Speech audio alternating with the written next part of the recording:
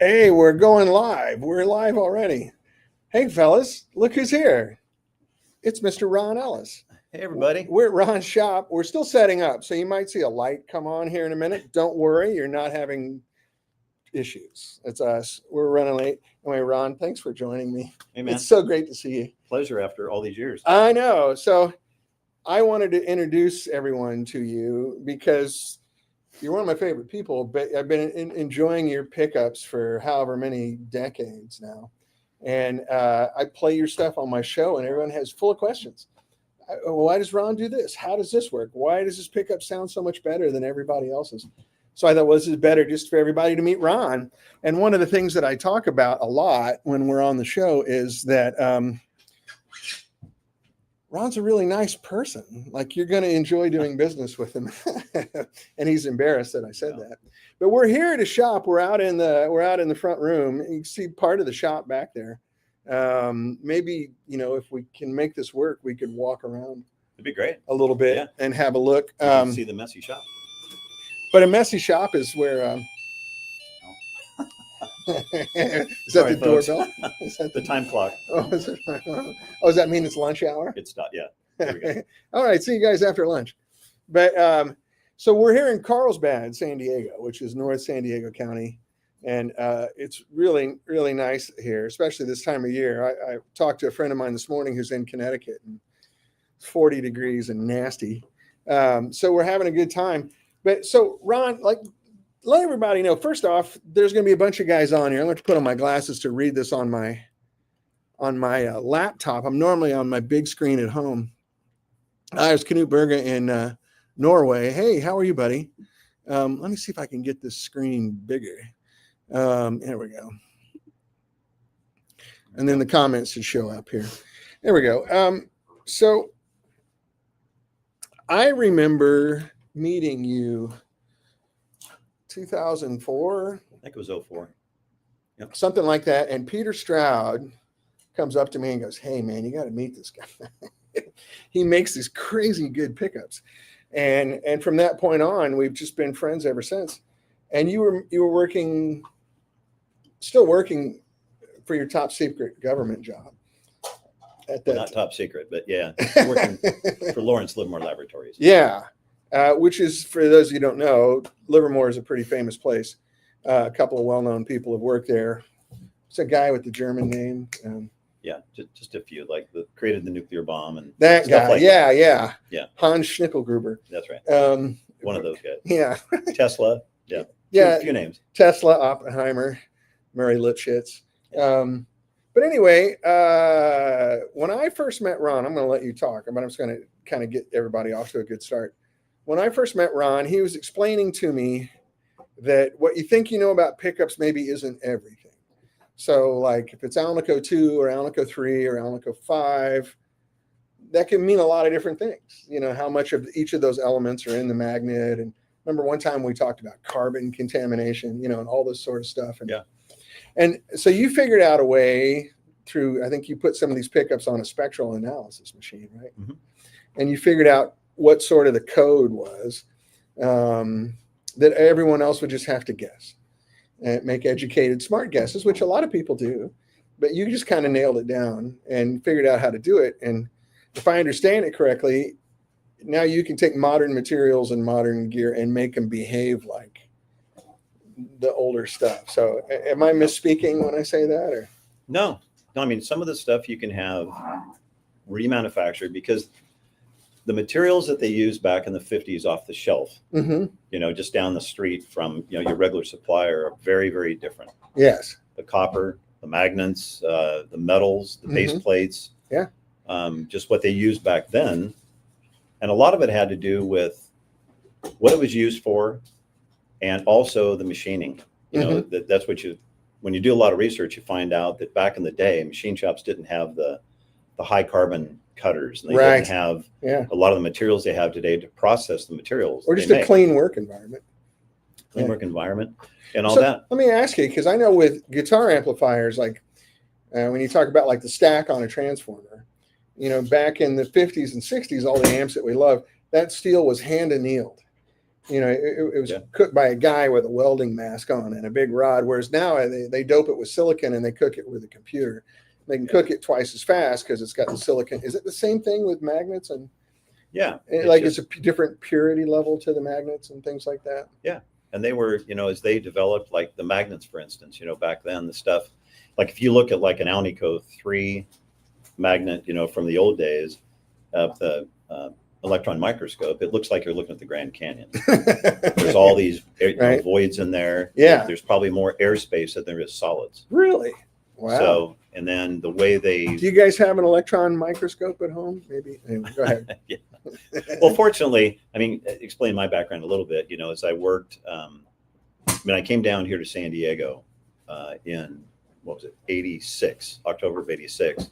And I worked for Lawrence Livermore National Laboratories. Mhm. And then I came down here to work in San Diego at General Atomics on their fusion reactor. Wow. And what we were doing is we were doing analysis of the plasma. And that was with infrared camera systems, with spectrometers, with all kinds of camera systems and things like that measure plasma density, Yeah. plasma temperature, and all that. So I've had on hand, fortunately, like right next to me, the lab that I worked out of has like $20 million worth of spectrometers and You can just like reach in your pocket and pull out a tele pickup. And So funny story. So most of the time when you go over there to use those facilities, a lot of times they have it taped off because they're doing, CIA, FBI type research on it. And, yeah. Because there's only a few of these facilities around the world. But so I took some pickups over one time, and there was a guy up in LA that had an old pickup that was out of a Jimi Hendrix owned guitar. Oh, wow. And the pickup stopped working, and he said, "Would you mind, like, this is Jimi Hendrix pickup out of his guitar, and can you just do a write-up of what did you find? What are the magnets or whatever?" And I thought, yeah. So I went to the guy that ran that. Let me think about it and get back to you. Well, the guy that ran that facility there, who's absolutely brilliant, I went over there and explained it. This is a pickup that's out of Jimi Hendrix guitar, and would it be okay if we did an analysis on the magnets and the wire and stuff? And he's like, "Well, I don't know crap about, I don't play guitar or anything. Yeah. But I love Jimi Hendrix." Everyone knows Jimi Hendrix, right? Yeah. So anyway, we did that. So we took it apart. I took the magnets out, and then from that we found, how you actually have to test these materials. There's a lot of surface contamination on old pieces of metal. Sure. So you have to if you're going to shoot this with a spectrometer, you have to be shooting what you really want to look at. So you have to be able to prepare the materials in the proper way to be able to get down to the base materials to know actually what it is. Wow. And a lot of the times when you shoot these things, you get a lot of the contaminants. You get oxides. Yeah. You get, things that build up on there. Well, some of it's like just environmental, and some of it is just from the production process. Yeah. Like they're in a dirty room where guys are smoking cigarettes and eating pizza, and You get all that on there. So yeah, right. So anyway, Don was an expert at this. So, he was really good at educating me on how this stuff is tested and all that. So, so anyway, that's what we did. So that was the first pickup that I ever did. And that opened the door with Don there in the shop that, hey, what do you got next? You want to check out? So I could go in there between, doing really high end stuff. Right. And we could test materials. So I tested everything from magnets, wire, base plates, anything I get my hands on. Peter sent a few things out. It's Peter Stroud. Peter Stroud. Yeah. And a lot of guys in Nashville that I became friends with. And this is like early 2000s, right? So this was, I started doing that back in probably 2002, actually. And I just was fascinated by it, so I thought, well, this is great because, it seems like an endless, like, once you get into the minutia of it, it seems like it could lead to massive caverns of new information. But yeah, and it's not only just the pickups, it's the saddles, it's the base plates, it's everything. And so what I did is I built a database, just looking at all those materials and just wrote everything down, and was able to build a data book on that. And a spec sheet, and then just so everything I get my hands on, I'd buy stuff on eBay, old parts, and shoot it, to see if there was any consistency from, early 50s into late 50s into 60s. Yeah, track the trends. Yeah. So that's how it started, and then getting into the pickup part of it is when I met Alan Hamill. Mm-hmm. I found an old Telecaster through an acoustic dealer up in LA, and a 63 Tele. Nice. And it was a basket case. Neck was off, Yeah. body was off, parts were all over in bags. And so I took it to Alan Hamill, who used to work at the Fender Custom Shop with Fred Stewart, Mm-hmm. and had him rebuild the guitar. So from that, he and Fred were starting to make their own pickups and making A&F guitars at the time. Yeah. So that's where the whole thing started, because when I heard Alan's pickups, they sounded really good. They sounded Yeah, I like remember old you telling me pickups. that decades ago, like they were outstanding. So when I explained to him what I was doing, it's like the light went off in Mm-hmm. him. He's like, oh my God. So from that, we worked together for a couple of years. And I was doing all the testing Mm-hmm. of anything we get our hands on. I was buying all the materials And this is all side hustle at this point. and that side. Because I remember the first time I came down here, I went to your garage. Mm-hmm. And you were on a big folding table in your garage. It was just for fun. Yeah, right. I mean, I wanted to see, but it's the old thing of you go into Guitar Center and you pull down even a custom shop, expensive Tele or Strat, whatever, and it just doesn't sound and feel like the old guitars. And it's a crapshoot. Yeah. Yeah. And then I told this story probably a million times, but the catcher for me also was probably in 2003. Went into Guitar Center Hollywood, and there was a guy that used to work in there, and he said, man, we just got in this broadcaster. You have to check this out. Yeah. And I remember he pulled it out, perfect weight, plugged into an old 5B3, Mm-hmm. 53 5B3 Tweed. Nice. And he said, yeah, just check it out, And I sat there playing that thing, and I'm not a great player, but instantly it was like, what the hell? Yeah. There it is going on here. Yeah. That was so right. absolute, the feel and the sound incredible,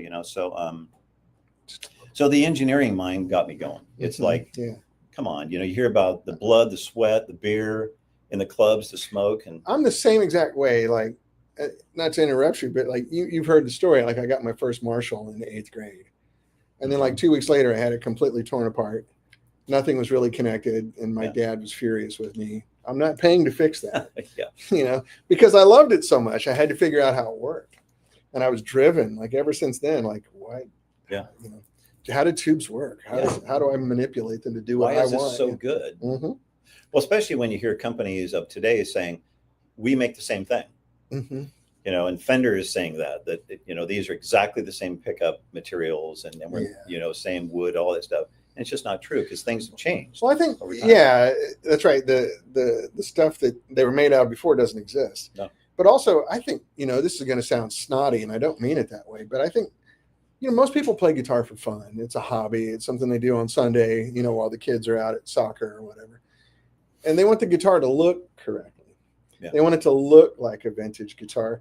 But it's not because they're stupid or anything. It's because they've never played an old guitar. Yeah. They don't know what it sounds like. And same with amps. When I play people some of my old amps, I go, oh my God, this is the best sounding Vox I've ever heard. I'm like, it's just a Vox. That's the way the old ones sound. The new ones don't sound like that. Yep. The same with guitars. And so for me, because I'm old enough, I'm 60, these old vintage guitars were cheap used guitars when I started playing guitar. Guitars from the 60s were cheap. I couldn't afford a brand new Norland Les Paul, but you kind of bring that back. Like when I play this, I go, oh, right, there it is. It's not like, oh, I've discovered something amazing. It's like, no, right, there it is. That's great. Yeah, it's more the feel thing than that. Even today, like with our pickups, we when we talk about like the sound of the pickups, if you pick up an old Tele or an old Strat or a Les Paul, there's a feel thing even before you plug the damn thing in. Right. And 9 times out of 10, if you have that feel thing, it's going to sound great when you plug it in. Yeah, it's indicative of what's going to happen. It is. But the old thing of there's so many people even today that don't play a Telecaster. Great players that don't play a Tele because they think, oh, they're bright and brashy and thin. Some are. Well, you had that Tele that you brought down here a couple weeks ago, whatever. And, a 50, what was it, 51? 51, yeah. And, I mean, those things sound like a freaking Les Paul. Right. It's not twangy at all. Woody. They can be dark. And it's forward. Yeah. It's a great sounding guitar. Yeah, that's that's also, we've talked about this so many times, that pickups back then were also made with whatever the supplier had.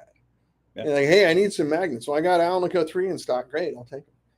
you know, and we were just talking at breakfast about, you know, the story I told you about Seymour, you know, and I asked him about PAFs and he said, sure, what kind do you want? These PAF, he goes, no, like what kind? Because I've identified 27 different kinds, you know. Vary, you know, and in the hands of the different players, that's, you know, that's the big difference. Yeah. So it's interesting stuff. So now, so you've been in business formally, like what, 21 years? Well, so Alan and I think I met Alan in 05. Oh, okay. And then for about 2 years, Okay. year and a half to 2 years, I was with Alan, and things just didn't work out because, you know, we had this gigantic list of people that wanted the pickups, and I was handling all of the, me included, the sales and dealing with the people, but Alan just couldn't produce it for many reasons. Sure. Yeah. And he had a lot of issues going on and stuff. But so anyway, I had to part ways because I couldn't continue, and then there was a lot of people that were waiting for the pickups that we couldn't supply. They had either sent in all of their money or half their money. Oh, yeah, that gets awkward quick. Yeah, and got really awkward. So anyway, so I had to start making pickups. I knew, you know, I knew where all the parts were because I bought everything. Yeah. And then, like, Alan never showed me actually how to wind. He always kind of kept that secret.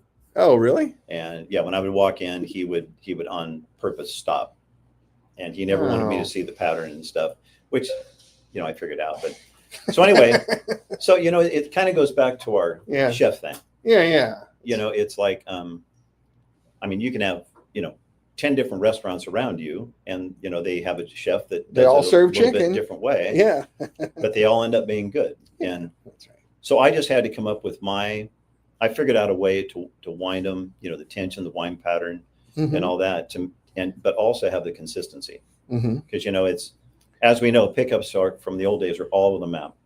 Yeah. And there was really no tight consistency, tight tolerance. No, there weren't standards then because electric guitar was new. Yeah. Like, does it work? Okay, great, sell it. Yeah. Fill it up with wire, get it out the door. Yeah, yeah. It's just a product. So anyway, so I had to develop that. So I just prototyped and you know, stuck stuff in guitars, and a lot of times knowing that, okay, I'm going, because I've always said, like, it's kind of like a tennis racket. You know, there's a sweet spot. That's right. That you're trying to find. And it's the same thing with amps or guitars or anything. Yeah. You know, and you have to go a little bit too far to the left to hear what bad sounds like. That's right. You have to go too far to get it back where it should be. And then you go to the right, and it's the same thing. You go a little bit too far. Well, this still sounds good, but I'm going to make a pickup that I know sounds bad. Right. So I can validate that it sounds bad. That's right. And we can document it. Oh, you should hear how bad my prototypes before they turn into production. They sound like trash cans rolling down the street, but that's how you learn. You know, that's right. That's how you do it. So you have to do the groundwork. And I mean, you know, I was working 50 hours a week, sometimes 60 hours a week on my day job, and then coming home and doing this at night and on the weekends. And I remember you were worn out. I remember that clearly. You were very exhausted. So that was probably from 07, 08 that I started doing that. And it was literally I had to do it to supply those pickups. Right. And then fortunately I got them in the hands of, you know, guys like Brad Paisley and I think it was Brent Mason, and Bill Hullett was a huge part in Nashville. Bill was like, and then Leroy, right? Leroy Parnell early on. And then even pickups to Clapton, you know, we sent over. And then some of my first Strat pickups that I made went to Clapton, and then we heard back from Ms. Camp that, God, these sound fantastic. Yeah. So I thought, well, if I can satisfy her at Clapton, then that must be pretty good. It's a good start. Well, I know you also have some customers you can't talk about because they have agreements with other manufacturers. Yeah. They have endorsement deals. You're the wizard behind the curtain. Yeah. For those. Yeah. I wish we could use those names because I have those too. And I charge them full price. And it's like, but we're friends. I know. That's why you're going to be happy paying full price. Right. Unless you want me to use your name. Yeah. So, hey, look, we're going to have more light. A little bit more light here, guys. Yeah. It's all right. We're improvising here. You let us know, Dan. Ooh, oh yeah, that's looking a lot better. We see the light. Can you adjust the color on that at all? Can you go a little yellower? Sorry, guys. Bear with us for just a second. Yeah, we kind of ran out of time. I was supposed to have this set up. Ron and I got talking too much. So AJ and Scott are helping us out here. Yeah, we got a crew, man. Let's see. Let me get this stuff out of the way.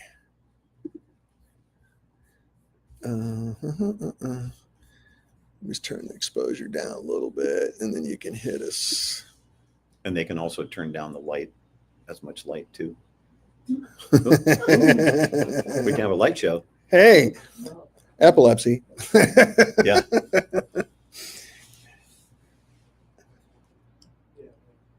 So yeah, if you could just drop the color down, like down around like 2500K, something like that. And then there's that dial, guys, where you can crank down the intensity. It's getting pretty good.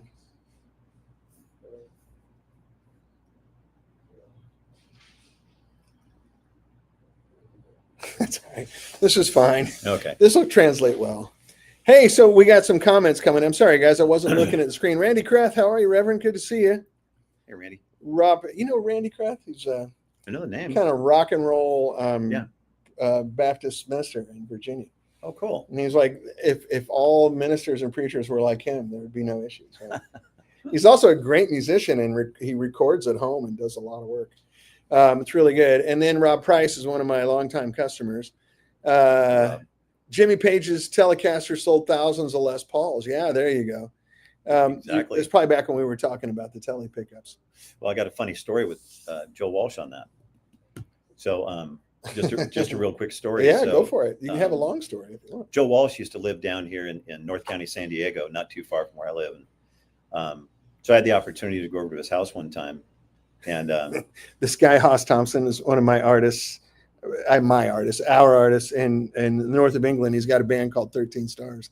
oh, cool. And he's absolutely hilarious. Speaking of Bob Oppenheimer, is there any tonal benefit from using clean steel, i.e. smelted pre-nuclear tested bombing, etc.? Sorry. Well, that's my secret. Yeah, I've actually salvaged some old parts off of old reactors and stuff. Oppenheimer left a a locker at your workplace. That's right. And there was some stuff in there. Yeah, there you go. But no, with Joe, so I had the opportunity to go to his place. We had a great time. It was through his wife's, at the time, Denise's eye doctor and stuff. So I took a few guitars over, I think it was Divided by 13 FTR 37 over there to his house. And there's Bob Dragic, who I mentioned earlier. Hey, Bob. Great. Good to see Hey, you. Bob. Bob's from Guitar Player Magazine, and then he also is the editor of a motorcycle magazine at the same time. Cool. Yeah. Cool. So yeah, we're over at Joe's house, and then I thought, well, I know he's a Tele guy, so I got to take my 63 Tele. So I took that over there, and that had my pickups in it. I had my broadcaster and a standard in the neck. Mm-hmm. So I thought if I'm going to get his attention, because it's a good guitar. Yeah. And so we go over there, and I pull that thing out, and he sat there, and he just disappeared for like 30 minutes, just playing, all the old I've worked stuff. with Joe. He's an interesting guy. Yeah. And so anyway, he got through playing it, and when he was done, he took the guitar, and he was sitting on the edge of his love seat there, and he put the butt of the guitar down on his top of his feet, and he's holding the neck, and then that funny Joe Walsh voice, he goes, he said, this is a perfect example of this bridge pickup in this sounds just like the bridge pickup in the Les Paul that I sold Jimmy Page. And he said it was very Tele-like, and he said, man, you can take a great Tele and a great Les Paul, and they're indistinguishable in the especially bridge pickup. Broadcaster pickups, and it's to me, because they're usually higher impedance, right? 8K or something. It's true. It's like, a good PAF is very single coil like. Very twangy, A good Blackguard Tele bridge pickup is very PAF like. Yeah. And there's an overlap, and I'll never forget that. It was Joe Walsh saying that. Yeah. He was one of the first people, just side story, like when I was still working, I was like an IT project manager at Blue Shield when Peter and I started making amps. And I have a lot of friends that like to call and prank me. So I got this call. I was at my desk, like I had a headset on, like wearing Dockers and the whole thing. And I get this call. It's like, hey, man, it's Joe Walsh, man. Stroud said you'd make me one of them amps. And I'm like, hey, Joe Walsh, I'm working, man. Fuck off. Yeah, right. Yeah. And then he calls back and goes, no, seriously, man. Stroud said. I'm like, oh my God, it's Joe Walsh. Yep. Because the voice was so distinct. I thought someone's, having a laugh with me. But it was so great. And we had the best conversation. And then he was, his guy, Smokey, was living down the street from me at the Sportsman's Lodge. Smokey's a sweet guy. Yeah. So we went over there all the time. But he was, the guy could make you laugh. Oh, he's funny. Yeah. Naturally funny person. But I'll never forget that sitting at my desk. Hey man, Stroud said Well, you'd make me one of them amps. Same thing with me. So the next day I was at his house. So I ended up saying, okay, yeah, I can get you a set of whatever you want, Joe, of course.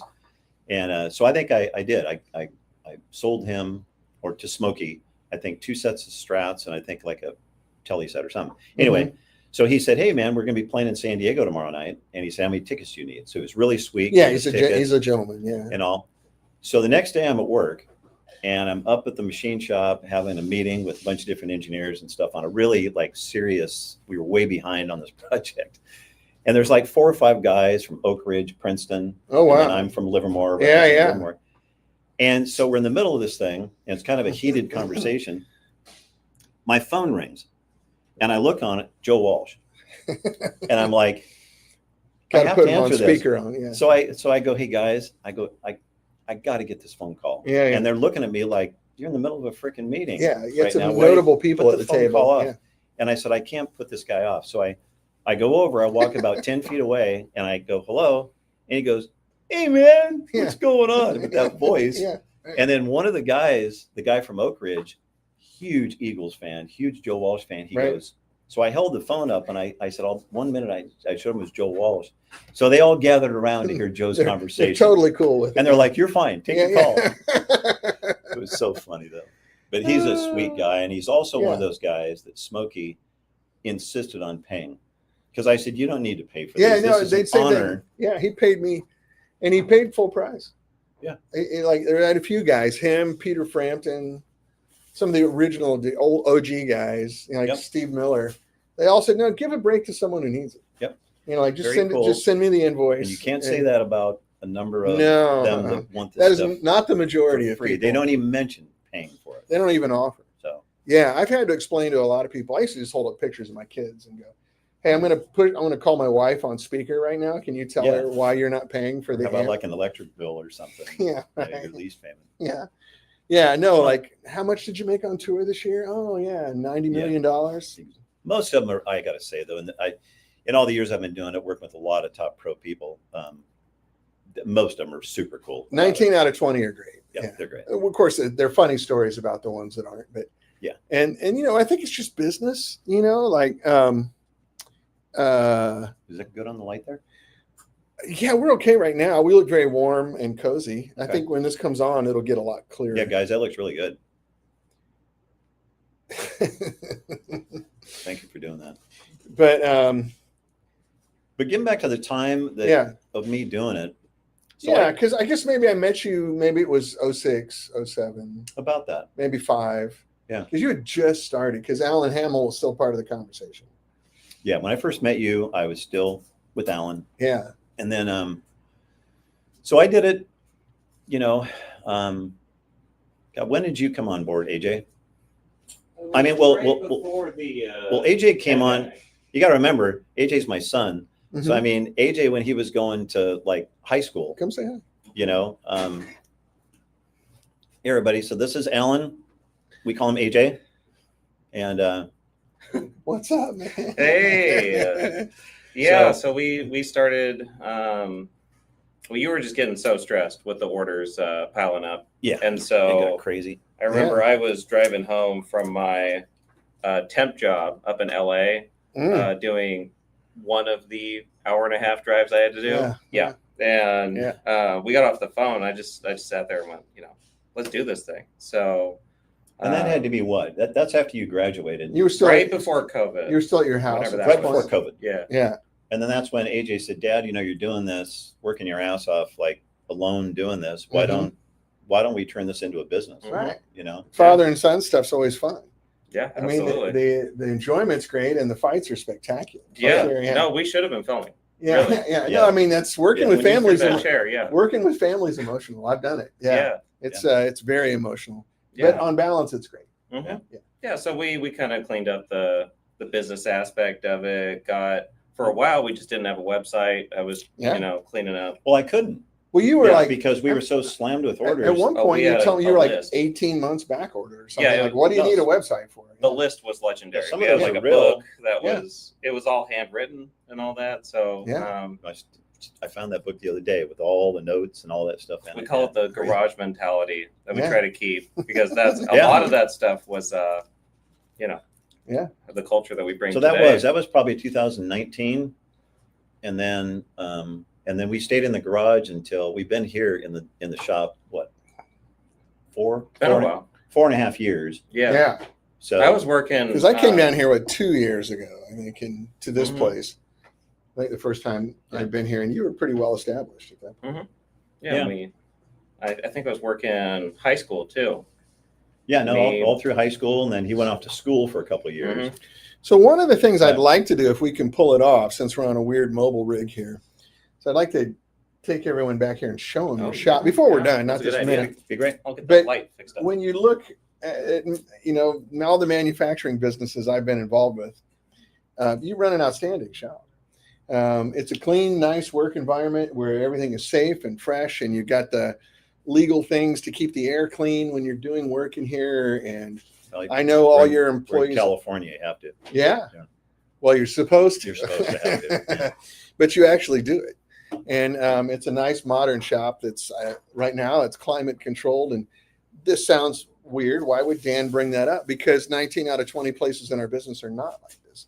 They're leaky old buildings from the Depression that are affordable, and people work in horrible conditions, and it's not friendly and nice. So you can see a little glimpse of it here. Yeah. You got a really nice shop back here. Maybe if I can figure out a way to drag this camera around with the laptop. Might be hard with the microphone though. We'll figure something out. Anyway, what is this? Carlos Santana and Eric Clapton are always pay full price. Yeah, could be. A lot of the times too, you're not dealing with them directly. You're dealing with the techs. You're dealing with the guy. And it's and a lot of those guys who have been with those major acts Mhm. for a long time, they understand it. They get it because they're part of it too. So Right. um, That's true. A lot of the big names on our list, I got a courtesy call maybe from them where they're playing in LA, come backstage and say hi. But I did everything with their tech. Yeah. Or their agent. Yep. Yeah. Yeah, that's fun. So right now, if I remember, you're doing humbuckers, like 50s style humbuckers and 60s style humbuckers, right? mhm. And then you got quite the array of Telecaster and Stratocaster pickups. If I remember correctly, you have 4 types of Strat pickups. Is that right? Yeah. For your standard offering, I know you make all kinds of custom stuff. But. Yeah, we do a lot of custom work, but our standard stuff, like with him, what we try to do here is, I won't mention any names, but there's some. You can substitute names. There you go. Names that rhyme. Yeah. Donald Duck's Yeah, people. Yeah. that's right. No, but there was only so many changes the manufacturers made.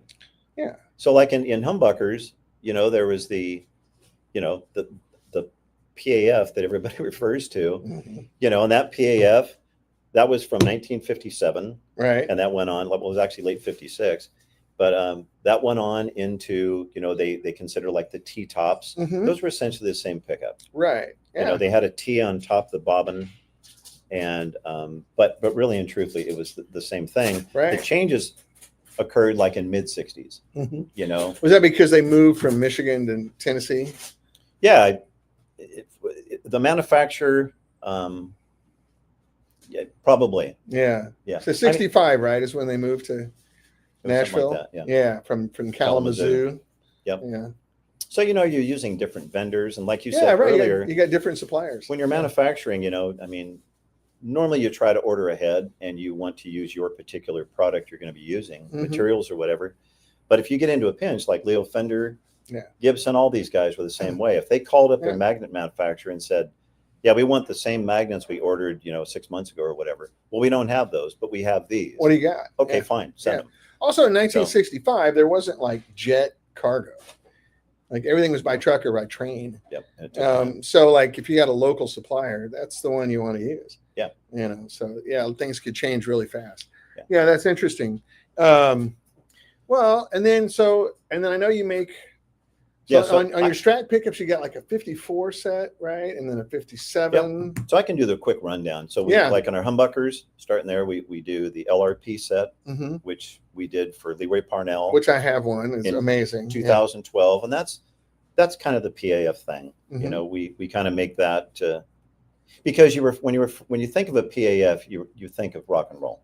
Sure. You know, you think of the guys that played the Les Paul. Early rock and roll. Early rock and roll. Yeah. And so then when we did the thing for Leroy, you know, he's a huge fan and he's one of the greatest slide players of all time. Yeah, right. So he's doing like the Allman Brothers thing. So we tried to do the Dwayne Allman thing. Yeah. And so we worked with him on that. And then Gibson came out with the LRP guitar in 2012. That's right, yeah. So that's the LRP set. And then we do a set called the Signature set, which is based on a guy that used to work for Qualcomm, brought up an all gold 57 Les Paul. Was that your friend that I met? No. No, different guy. Okay. Different guy. I remember he had an old guitar too. Yeah. Yeah. So he brought this all gold Les Paul up, and to this day, it's the best sounding Les Paul I've ever heard. Yeah. I mean, both the neck, the bridge. What year was it? 57, and it was all gold. Oh, the wow. back of it, the neck, everything was gold. Wow. And apparently they only did just a handful of those that year. Yeah. And so he left the guitar with me for a month when he and his wife went to Europe.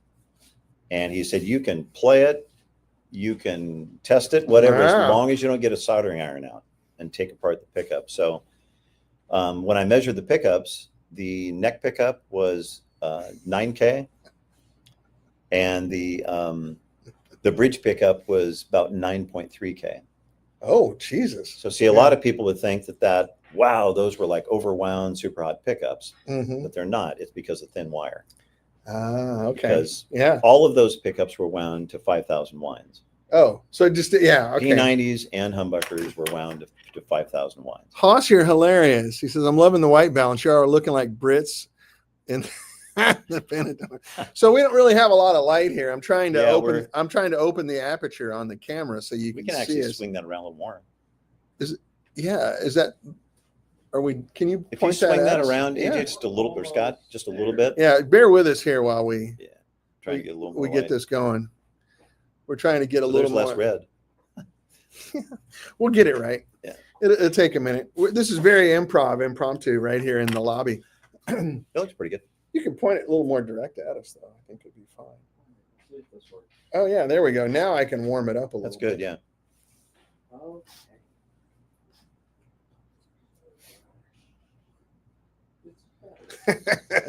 Hang on, guys. Yeah, well, Haas, as you know, Ron and I both come from Northwestern European heritage. So we're I think the official Latin term is honkies. That's right. German Irish. Yeah, that's me. Yep. Does your family have the joke like, my family's German and Irish, and a joke like, I like to drink beer, I like to eat potatoes, I like to fight, and for some reason I want to take over Poland. Yeah, exactly. Anyway, we're trying to make it work here. It's improv, That's so bear with us. Yeah, it looks great. Yeah, that's perfect. I think that's good, guys. Yeah. Thank you. We're very nice. And so Randy Krath says, finding the right paintbrush, pickups, wood, etc., are all the things of. I got my glasses on the laptop. Sorry. Those of us who record are looking for. Really good paintbrushes are what we're looking for. Yeah, that's right. Well, if you guys get a chance, go look at watch some sound clips, and you've heard me play Ron's pickups. But anyway, and then the third humbucker. So the signatures from that gold top. So those are a little bit more single coil like, because especially when people say, I want that Jimmy Page sound. Yeah. When you think of Jimmy Page, I mean, it sounds like he's playing a dime or a nickel for a pick, and it's that chirpy. Yeah. But also, if you go back, I mean, he kept that stock pickup in there for a short time. That thing was ripped out, and he had DiMarzio's in it. He had Duncan's in it. He had. Oh, really? Oh, yeah. He was changing pickups constantly, from what I remember. Oh, I didn't know that. And so it's hard to say, but Jimmy, just his style is that chirpy, bitey like sound, Right. So that middle position with the neck pickup rolled back just a hair, and you get that. Quack, quack, quack, quack. So that's the other Yeah. thing too, in this business, it's like you did the same thing with amps. Somebody calls you up and they say, I want to sound like Peter Stroud, or I want to sound like, so-and-so or whatever. It's just so much the player's hands and the way they play. So I've told this story 1,000 times, but just for the people who haven't seen it, like I still get a call once a week. Which one of your amps is going to make me play like fill in the blank, make me sound like Billy Gibbons or Jimi Hendrix or whatever? And I go, any of them. Really? I go, oh yeah, let me ask you a question. Do you play like Jimi Hendrix? Right. No. Oh, I'm sorry, I misspoke. Then none of them.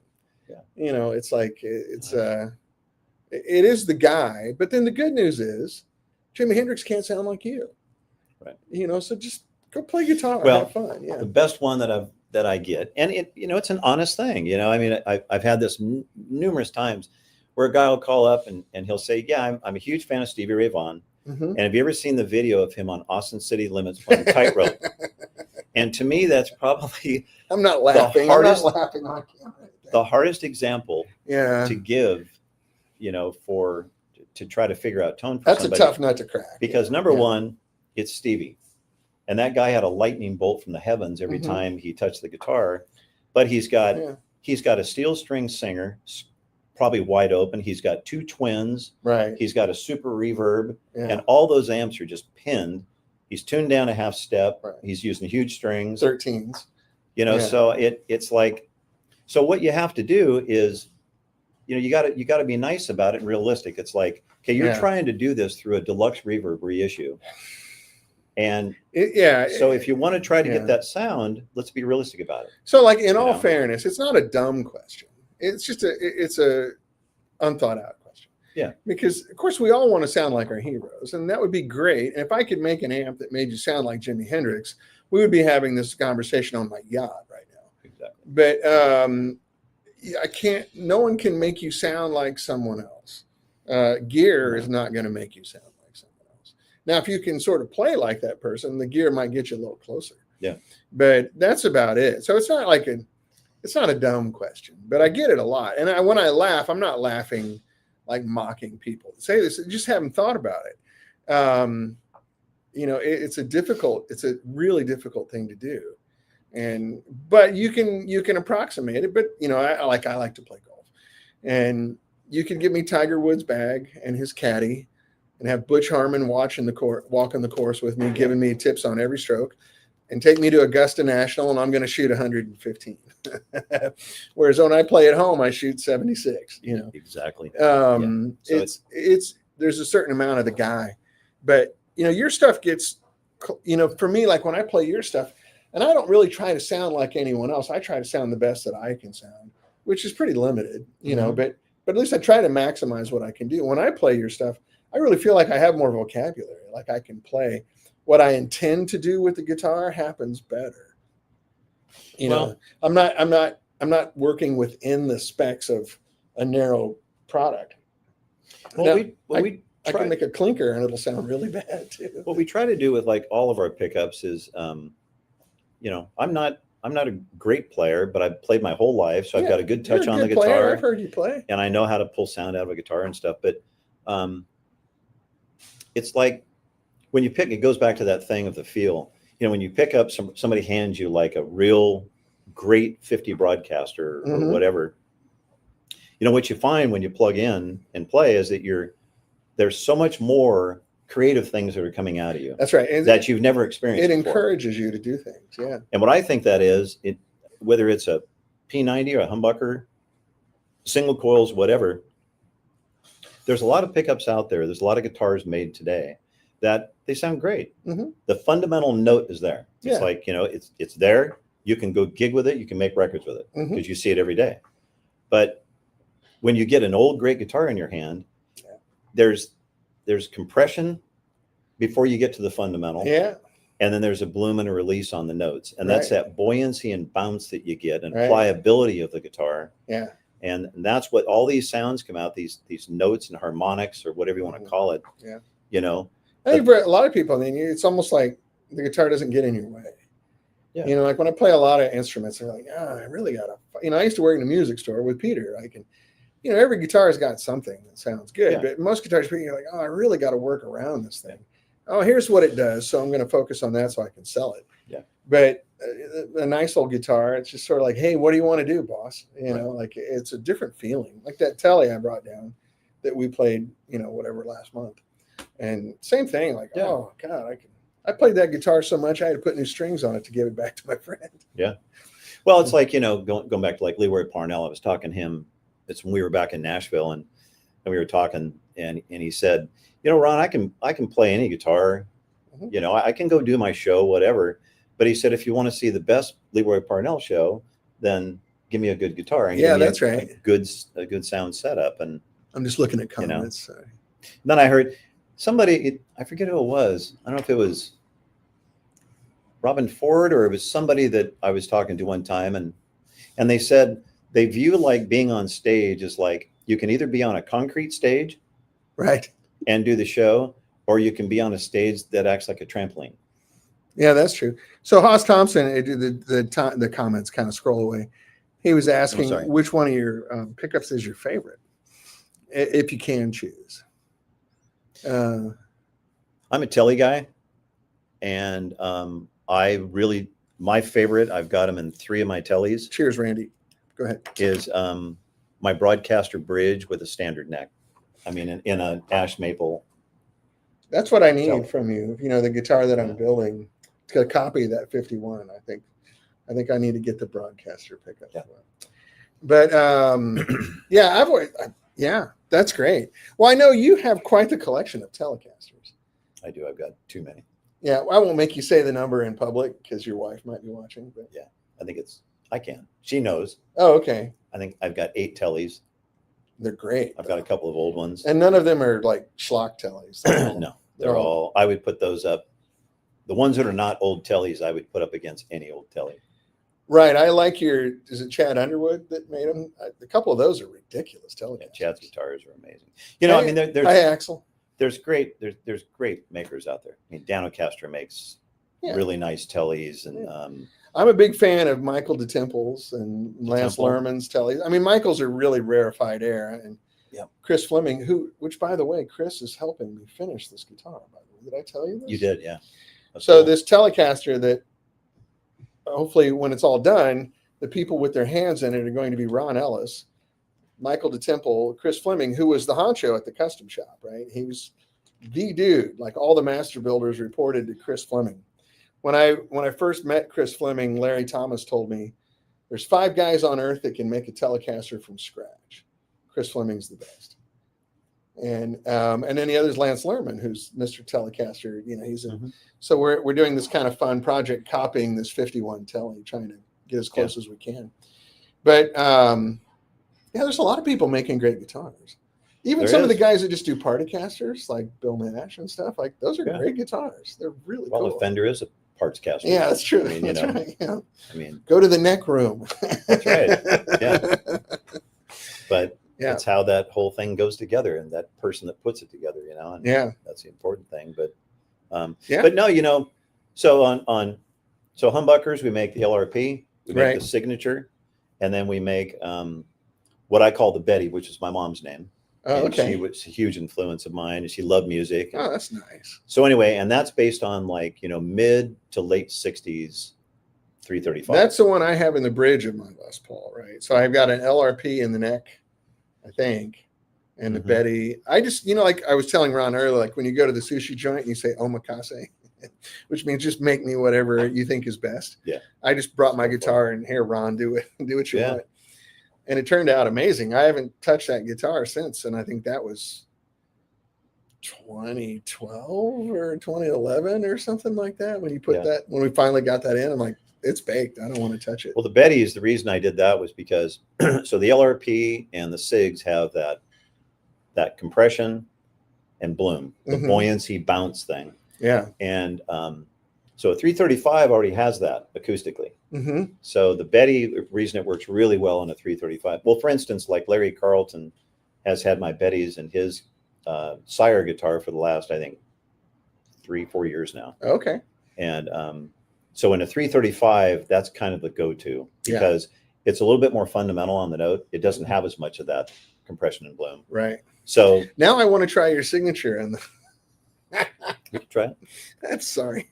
Yeah. I get Yeah. But then on Strats, we do era correct. We do 54, 57, 64. Right. And then I make a set called the 5060s, which is a hybrid set, which has different magnets and a little bit different wire throughout. Is it like 50s on the bass side of the pickup and 60s on the top side? So 60s on the wound string bass side. Oh, I did it backwards. Yeah. Sorry. And it's like it kind of goes back to the,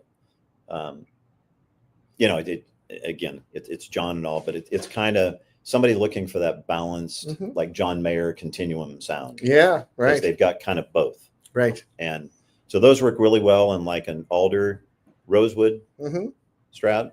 And then I made the 64 set is kind of our standard. Right. We sell that, a lot of those. Yeah.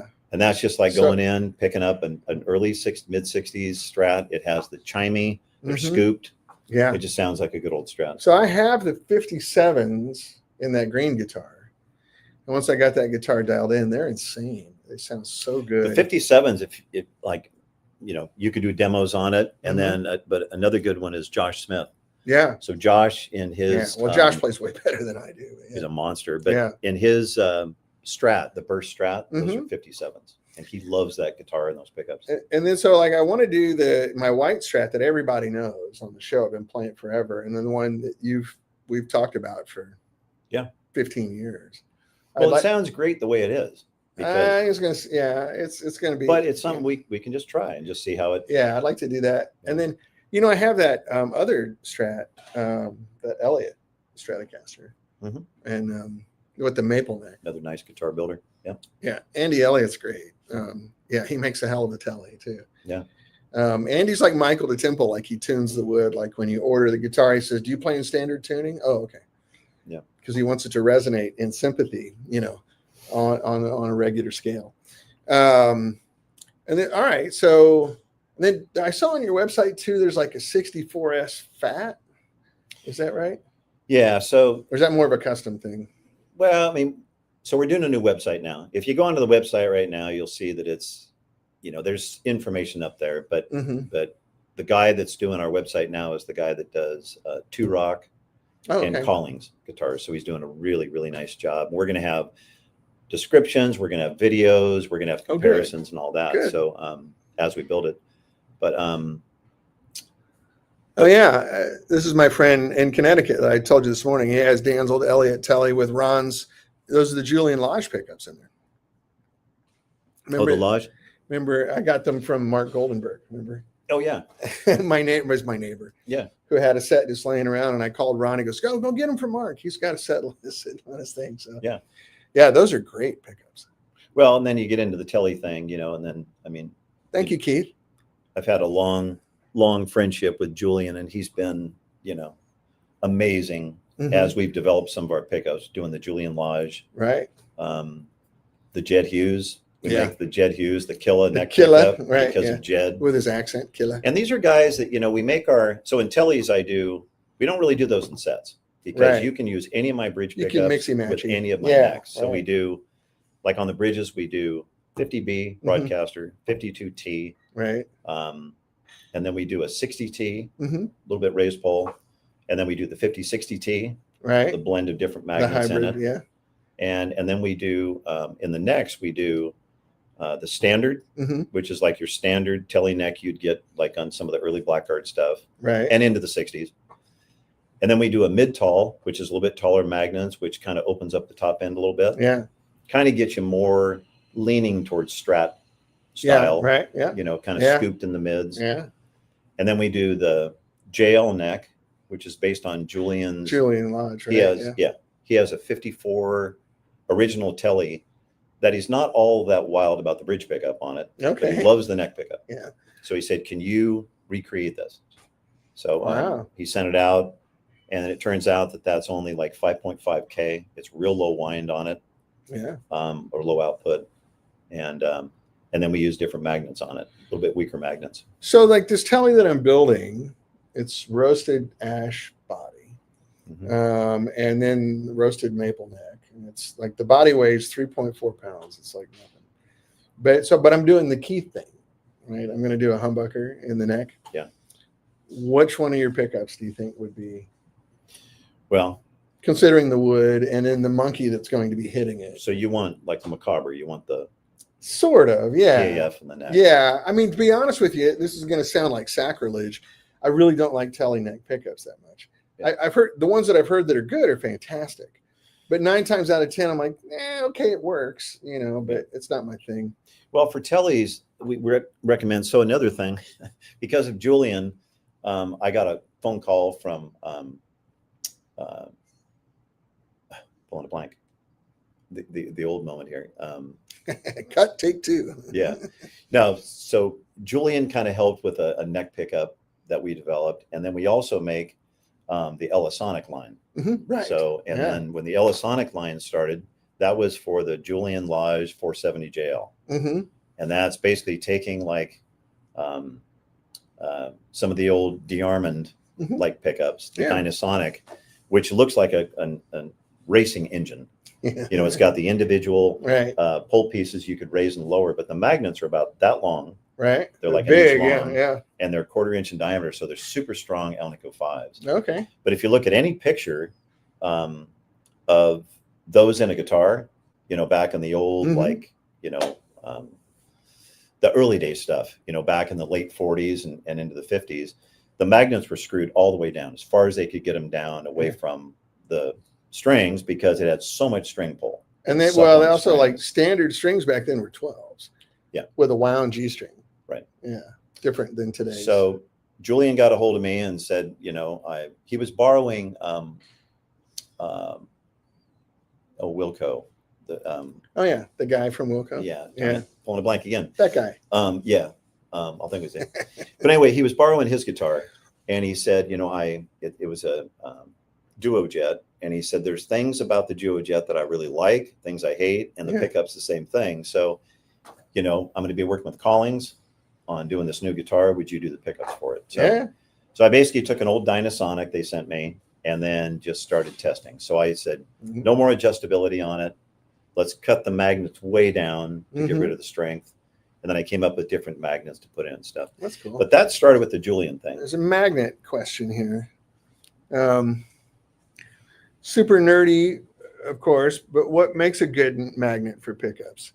Sandcast, or I think you're just worried about like construction, like what kind of makeup, Yeah, I mean, well, again, it goes back to like what was used in the old days and the composition or the ratio of what the materials were in like an Alnico 3 back in the day. It had no cobalt. Oh, so really? It was actually Alni 3. And whereas modern ones are not like that, right? Yeah. Most of the modern ones you buy like off the shelf or whatever, they're Alnico. Right. So they sound completely different than something that doesn't. It's just aluminum and nickel, right? Yeah. Yeah. Interesting. Well, and the ratios really changed because when you put cobalt in, you've got a scale of 0 to 100 in materials in your ratio there. So, if you don't have cobalt in there, you're going to raise iron or something to displace that. Yeah. What would be the cobalt? So those sound real different. Now, why would that be? Is it because it's just not made correctly, or so back cobalt's radioactive also? Like, were they worried about that, or? Yeah, I think it had a little bit to do also with the war that cobalt was used for military. Yeah. So they limited the amount. Sure. Availability. Yeah. That makes sense. Then there's a story about how Leo, when he started off making, his lap steel pickups, the forest white stuff and all that. Yeah. Yeah. Well, when he originally got the magnets for, those early pickups, he found those in like 55-gallon drums. He found magnets that were a specific size, and he bought thousands and thousands of these magnets and then applied that. And it turned out that some of those were A3s and some of those were A5s. I've heard apocryphal tales of him going to government auctions, like in Long Beach. Because there was millions of them at the time. Yeah, there's all this World War II surplus. Yeah. And they would have these enormous auctions. You got a paddle with a number on it, and you just bought lots, like a shipping container full of I'm sure he did. Whatever. And that he went there and scored shipping containers full of speakers or whatever for nothing. And that's why like a bandmaster has mismatched, like the transformers don't match the speakers. Because he bought a whole container full of transformers and that's what they are. Yeah. You know, and that's how they, you know, just. But I mean, that's pretty smart business back then. You know. Yeah. Well, like when I first moved down here in '86, there was all kinds of those places down, you know, Kearney Mesa area, in that area, and you could all the military bases here. You could get black beauties, you could get all the old caps and pots and probably all that tubes stuff, also, boxes of them. Yeah, right. You know, and then that just kind of went away during the '80s and into the '90s. When we first started, even, you know, I like to use that EF86 tube, that little Pentode and the preamp. I bought them as the British the Royal Air Force was decommissioning. You know, because a lot of in aircraft, you know, your headphone amps use the EF86. And so I had a connection, Derek, what was his name? Watford Valves. And he had a connection with the RAF. And as they would decommission EF86s, he'd call me and go, hey, I can get you 300 of them. You know, oh, yeah, I'll take them all. Yeah. But that's all done. There's no more of that. Yeah. That's fine. All right. So we talked about tellies, we talked about strats. Getting back to your guitar. Yeah. So what do you think? So because of Julian Lodge, I got a phone call from Bill Frizzell. And then Bill said, hey, I played Julian's guitars. I love them. And is there any way, he said, I've had this love-hate relationship with humbuckers in the neck over the years. You know, I always assume it needs to be really low wind. You know. Yeah. So he said, is there anything that you could do? And we kind of exchanged emails and stuff. And he said, is there anything you could do to kind of do a humbucker in the neck to sound like a big Strat pickup? And I said, well, nice. You know, you have to do something a little different, you know? So we messed around and I came up with trying to wind, you know, like the screw coil, real prominent compared to a lot lower wind. You know, in the slug coil. And there's a certain point you can get with that, where that can sound okay and you can have an offset, but you go too much and then it doesn't sound good. Yeah, you lose it. Yeah. So anyway, we ended up coming up with the right choice for the magnets, the wire, and the wind, and we did the Frizzell. So we make the Frizzell neck, and that's a low wind, and that works really well in the neck of like a Telecaster. We do that a lot. Well, I'd love to try it. The strange thing about this body, and you probably know more about this than I do, is that the route for the humbucker is such that I can only mount the humbucker on the pickguard. I can't screw it into the wood. Right. It's too deep. It's a Warmoth body too, which is really weird. I don't know if that makes a whole, we can do that. It's whole lot of difference, but you just use the short plate with the short legs on it. Yeah. And then you just mount it to the. I was almost thinking of calling him and going, hey, make me a plug, you know, to stick down so I could screw the pickup down into the wood. Because if you, the route is so deep that if we put a screw in there, it's going to come out the back of the guitar. Yeah. It's really strange, but it's a beautiful piece of wood. Something I like to do though, whenever we do that is, I mean, it sounds fine hanging it off the pickguard, but what I like to do is just get a little bit of foam. So when you push that thing down, that is actually sitting, it's got a good base that it sits on. Because you get too much where it's hanging off the springs or the rubbers that are on there, and it gets kind of this resonating weird. I was going to say, it could give you some overtones, wouldn't it? It does. Yeah. In a bad way. I don't like not good overtones. I like it where it's sitting down flat against a base. Well, that's interesting. Well, maybe that's an excuse for me to come back down. Yeah. It's supposed to be done around Christmas. Oh, really? So, yeah. It's in paint right now. And then Chris Fleming is going to finish shaping the neck for me. Cool. So we put it on, you know, Lance has a 5-head beautiful CNC machine. We did a scan of the neck and got the shape, and Chris is going to finish it off. Cool. And that'd be fun. Yeah. So what do we got here? Listening to Ron and Dan reminds me of listening to my dad talk about design and engineering. Hi, John Rubel, and just how passionate he is. I really dig the oh, great. Well, thanks, man. We're glad you're here. We'll do this more often. Ron and I talked about doing a split screen from the shop. I don't know if we're going to be able to get this rig in there, but I can definitely do a walk around without the microphone, which might be good. But I want to make sure people know what you make first. So then now there's the P90s too. You make some P90s. We kind of went over the whole telly line. And then, we do P90s. We do the like classic that are more like the 50s era. And when you get into the 60s, it's just to get that sound, you have to put more winds on it, which tends to bump the mid-range a little bit more. Right. So if you're playing rock, it's great. But my favorites are the 50s. Yeah, like we were talking, I'm a big fan of Freddie King's P90 era. Yeah. You know, that's a great sound. Yep. And Freddie's so tasty. Amazing. Yeah, that's good stuff. Well, we've been on quite a long time. Maybe we should let's let these guys jump in. Some really, really interesting conversation going on. It's lovely to hear two guys that know what they're talking about. Well, thanks, Hoss. I appreciate it. Mike Leapshot, great conversation. Thank you both. Well, thank you guys. So now let's bring you guys into the conversation. Jerry White asks, when comparing pickups, I presume it's best to have two different sets in similar guitars because swapping them in and out some guitar means that you have to remember the previous sounds. Yeah. That's true. I always find audio memory for me is about 30 seconds. It's hard. Like unless you make recordings. Yep. And I think there's some science behind that. I've read it.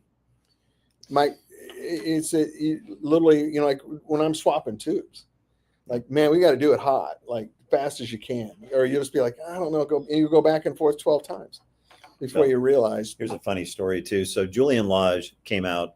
We talked about it for I've known Julian for years, but he said, man, we got to get together at some point because normally I go to see him when he's in town. Mm-hmm. He doesn't have much time and all that. So he said, we need to spend 2 days where it was just you and I hanging out. So that's what we did. So he flew out here a few months ago and it was so gracious, just real quick. I want to acknowledge these questions. You can finish your story, of course. Okay.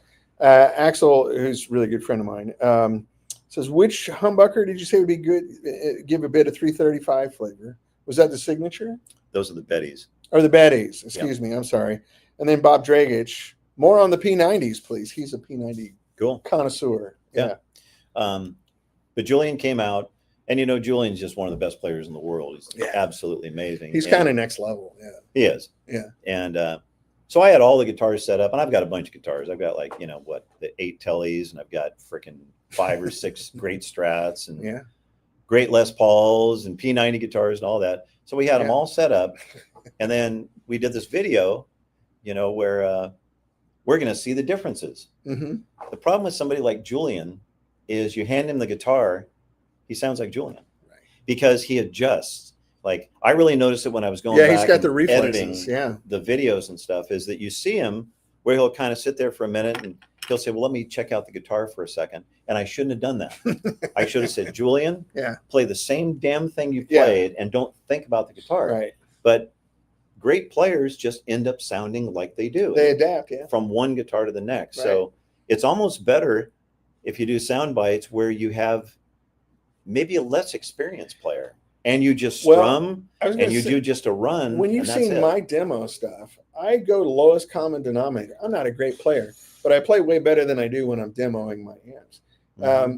Because I just want to bang out some basic chords so that the focus is on the sound of the amp, not on what I'm playing. I don't want people to listen to me play.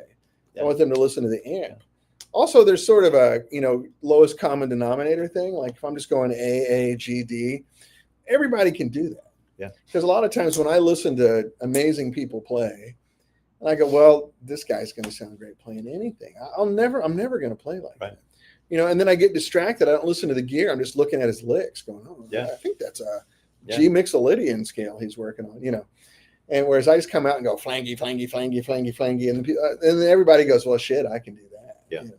And it makes a difference. Well, I'm going to put up the videos of Julian. We're getting those ready to put up, and they're fun. I mean, he's so great to listen to. He's so great. And he's playing stuff off his new record, and it's amazing. He seems like a real nice person too. Well, with Julian, the people that meet him and get to know him, so you admire his talent right off the bat. But in a couple of minutes, you completely forget about that when you meet him because he's one of the most wonderful people you ever meet. Yeah, that's great. He's kind, generous. Yeah. Sort of like we have a lot of mutual customers like that. Jed Hughes, another person where it's like you just fall in love with the guy when you meet him. That's super talent. Yeah, he's like my little brother now for 20 odd years. Yeah. So let's humor Bob Dragich here really quick.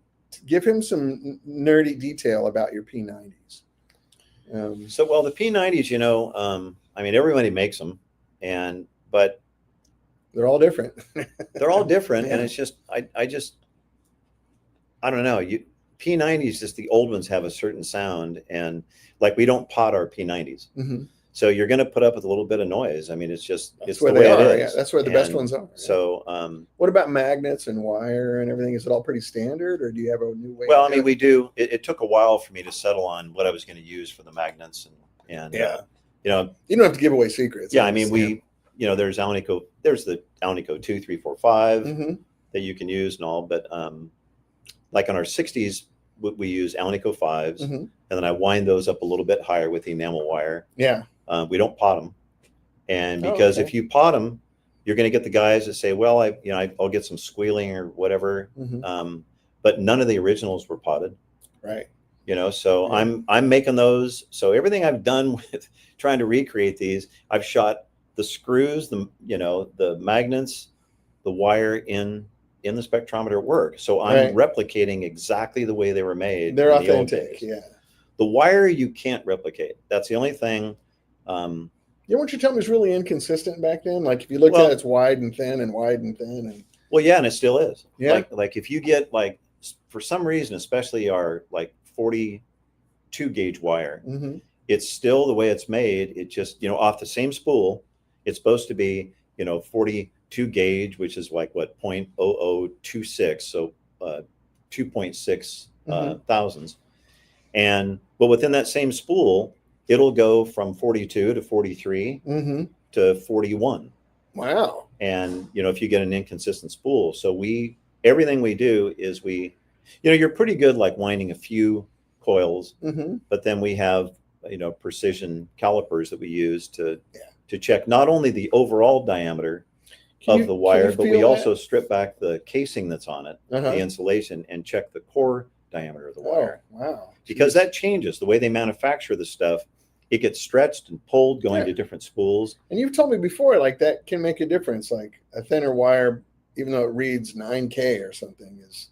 Yeah, like if you take, like for instance, our Telecaster, like our broadcaster, okay, that is around 10K that we wind it, but we use a thinner wire. So, but the output of that sound-wise really sounds about the same as our 52T that's wound with 42 gauge wire, right? Which is 7.5K. Right. The output level, the audible thing, and the feel thing is about the same. It's because of the thin wire. Yeah. And this is why you see like all these pickups over the years, from humbuckers, all of them. If the wire diameter changes, that can like come across as hot.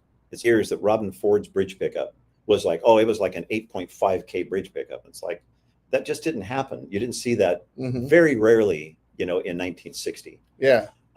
Most of those were around 6K, yeah. Maybe 6.2, maybe 5.8. Yeah. Well, it turns out that Robin's is like a real low wind. But that's Robin's hands going into a Dumble. Right. And, it sounds huge it's because of Robin Ford. Well, that's a very interesting concept because, I think everybody judges pickups. They just look at the spec sheet and go 8.2K. That's what I like. And it means nothing. The output, it's a secondary measurement. K ohms actually means nothing. It's a reference point that we use. Yeah.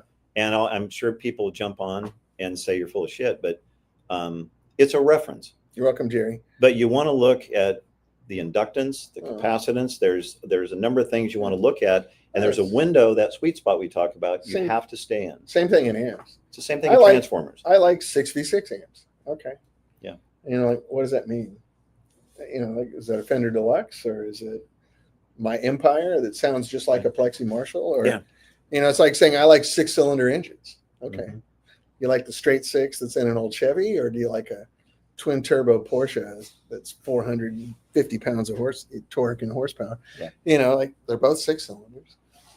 So it's interesting stuff. I think that's a very important point to bring up, that impedance is maybe a guideline, but not really indicative of what the pickup is. Well, because we get that where, people will, and it's understandable on their part because maybe they don't know this in detail, but, they'll say, hey, can you make sure when you wind up my LRPs that you do the bridge pickup at 8.3.5K or something, and I'm like, well, what's the temperature you're referencing? Because temperature changes.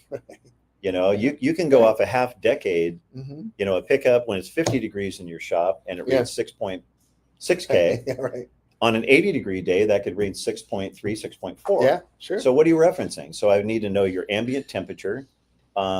A lot has to do with the wind pattern and the tension you pull on it. Right. That makes a pickup. That's what I was going to ask, like on this wire, when you're feeding it by hand, can you feel it? Like, oh, this is getting thinner. Well, you can. Yeah. I mean, I've done so many thousands of pickups that, and AJ's the same way. it's like, well, AJ is a little different because when AJ whines, and you'll see this when you go out there, yeah, you'll think that AJ is working in a cocaine factory because he uses talc powder. How do you know what a cocaine factory looks I would like? never know that. Yeah, read about it in Bible school. But yeah. you'll see that he's got talc there, and it's because he doesn't like when he whines. He doesn't like to feel the friction between his fingers when he whines. Sure, he has a different technique than I do, but we put it on exactly the same. The same result is the same. And I can't use talc even when it's hot and humid here. I have to keep like wiping my hand and all that. Oh, okay. Because I like to feel the wire as it goes on. Yeah, yeah. And there's a certain feel that you get where I can kind of go, this kind of isn't feeling right. Yeah, yeah. You'll notice an inconsistency. But if we check the wire and it's gone fat or it's gone thin, I mean, you go out there right now and look in the garbage can. He's got wire that he's ripped off and thrown in the garbage can because it's not up to your standards. The thing, and it gets to the expense thing. We're expensive pickups. And so if people are buying, I'm not saying we're Rolex, but if people buy a Rolex, you want the packaging, you want it to have no scratches on it. I mean, presentation, the presentations, everything, because you're paying for it. Yeah. With us, it's that, and it's also if we're gonna, because we get a lot of people that come back all the time that I want another one of your 52Ts or your broadcasters or whatever. And so if we're going to deliver that to them, we want to send the same pickup. That's right. As close as we possibly can. Yeah. So that has to do with the wire diameter, the tension. And then we have to look. It's like going to a restaurant. It's the food thing. Yeah. There's a lot of parallels there. Like, you can't hand out two steaks that look completely different with different side dishes and different portions. People wouldn't, so you've seen those experiments, like where they take really cheap food and put it in a nice restaurant with a guy wearing a tuxedo and candlelight and red wine with it. And they bring out like a quarter pounder with cheese, and the guy's like, this is the best hamburger I've ever had. That's right. But if you get it at a walk-up window on the street, it's like, it's, whatever. Right. The presentation matters. It's true. It makes a big difference. Plays a big pickup. I think we're good. I don't know that we're going to be able to get into the shop. But this is a reason to come back. I've got other reasons to come back. Yeah. Next time you're down, we can do a walkthrough and we can figure out how to. Let me figure out a better way to do that. And I'll get a camera, maybe a wireless. I would like to get Audrey. Audrey. Yeah, absolutely. Do you want to maybe grab some stuff to show people, like stuff in process where they can see what your pickups look like? I could. At different stages of production. Hi, Audrey. Hello. So this is Audrey, my daughter. And Audrey came on board here this last year. Almost a year now. Almost a year. She runs everything now. Everybody just says, yes, ma'am. And she's the woman in the shop, so we have to curtail everything she wants. But when you contact us, if you go through the website, it'll be through Audrey. And then if you email us, audrey@ronellispickups.com, you'll be dealing with Audrey. And she's real good about following through, making sure that everything gets listed. So she handles all the dealers. She handles custom work. Then, there's throughout the day, she has me come in and we talk back and forth about like questions on custom work or maybe something that she's coming up to speed with. But you'll be dealing with Audrey, and she does a great job. And she's always great to deal with. I'm just kidding, giving her a hard time. Yeah. But I think we're technically over, which is fine. Sometimes I do these. There's a weird thing that happens, like because of the podcast world. If I stick it to like 20, 30 minutes, huge crowd. If I get it to an hour, people start tapering off. But then once you get up to about 2 hours, it doubles. Really? Like in 2.5 hours, I have just a huge. That's funny. Yeah. But I think it'd be good to show people like some stuff in process if there's anything you're comfortable showing. Well, let me grab a couple things. Okay. I'll look at some of these comments. Thanks, Audrey.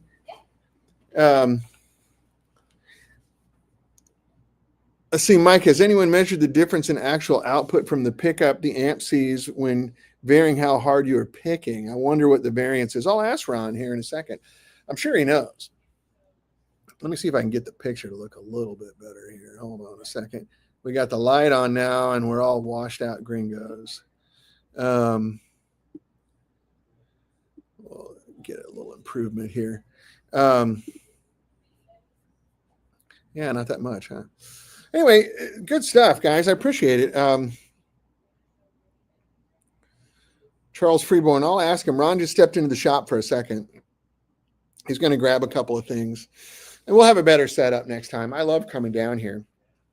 We actually brought him a guitar, an Epiphone Casino. He's going to rewind the pickups. Epiphone Casinos have odd spacing, so he's going to do it. And then I need to get pickups for the new Telly that's getting put together. There we go. So we didn't have this planned out, so this is just kind of grabbing some stuff. But here's just one of our. This is a Betty, Nice. and so that, and the reason I brought that is that's our aged. Oh yeah, it looks great. So we don't beat it to death or anything, but we kind of give it kind of the oxide. Looks like it's been loved. Look, yeah. Yeah. And we can do that with any of our humbucker stuff. Mm-hmm. Here's just a standard. This is a 52T that they're finishing up. We don't have the string on it yet. Look at that big brass base plate on there. Yeah, the flat poles. Yeah, just your standard. I mean, Mm-hmm. everybody's seen that a million times. This Yeah. is the Ellisonic. Oh yeah. So this is what is we put in the Collings Julian Lodge, the 470 JL. So that Mhm. is like a Dynasonic. That's the Yeah, I can see the magnets sticking out the bottom here, and they're still cut down, aren't they? Yeah. And kind of get us. So and we Collings. I mean, I think that's their number one guitar. I think they're still 2 years backlogged to all their Oh, dealers. really? Wow. These are kind of interesting. This is probably kind of controversial, but I'll share with you guys. We get a lot of people who want to be able to change out the pickups in the Paul Reed Smith Silver Sky. Oh, okay. And the problem with the Silver, don't tell Paul. Yeah, don't tell Paul. Yeah. I'm sure he knows. But so you can't put a regular like strap pickup in there. Mhm. The way that they've routed it, it's straight across the bottom. So you can show that. Yeah. So instead of having the typical Strat, bottom of the bobbin that looks like a regular Strat, Yeah. it's flat on both sides. Interesting. So what we did is we came up with a way that you can put the eyelets on the very end here. So these are what we call the PRS Silver Sky drop-in. The PRS mount. Yeah. Yeah. And so we can do these in any of our models, from 54s, 64s. Is this form bar wire? Is that why it looks more brown? So that is enamel. Oh, it's enamel. Okay. Form bar is more golden Oh, okay. colored.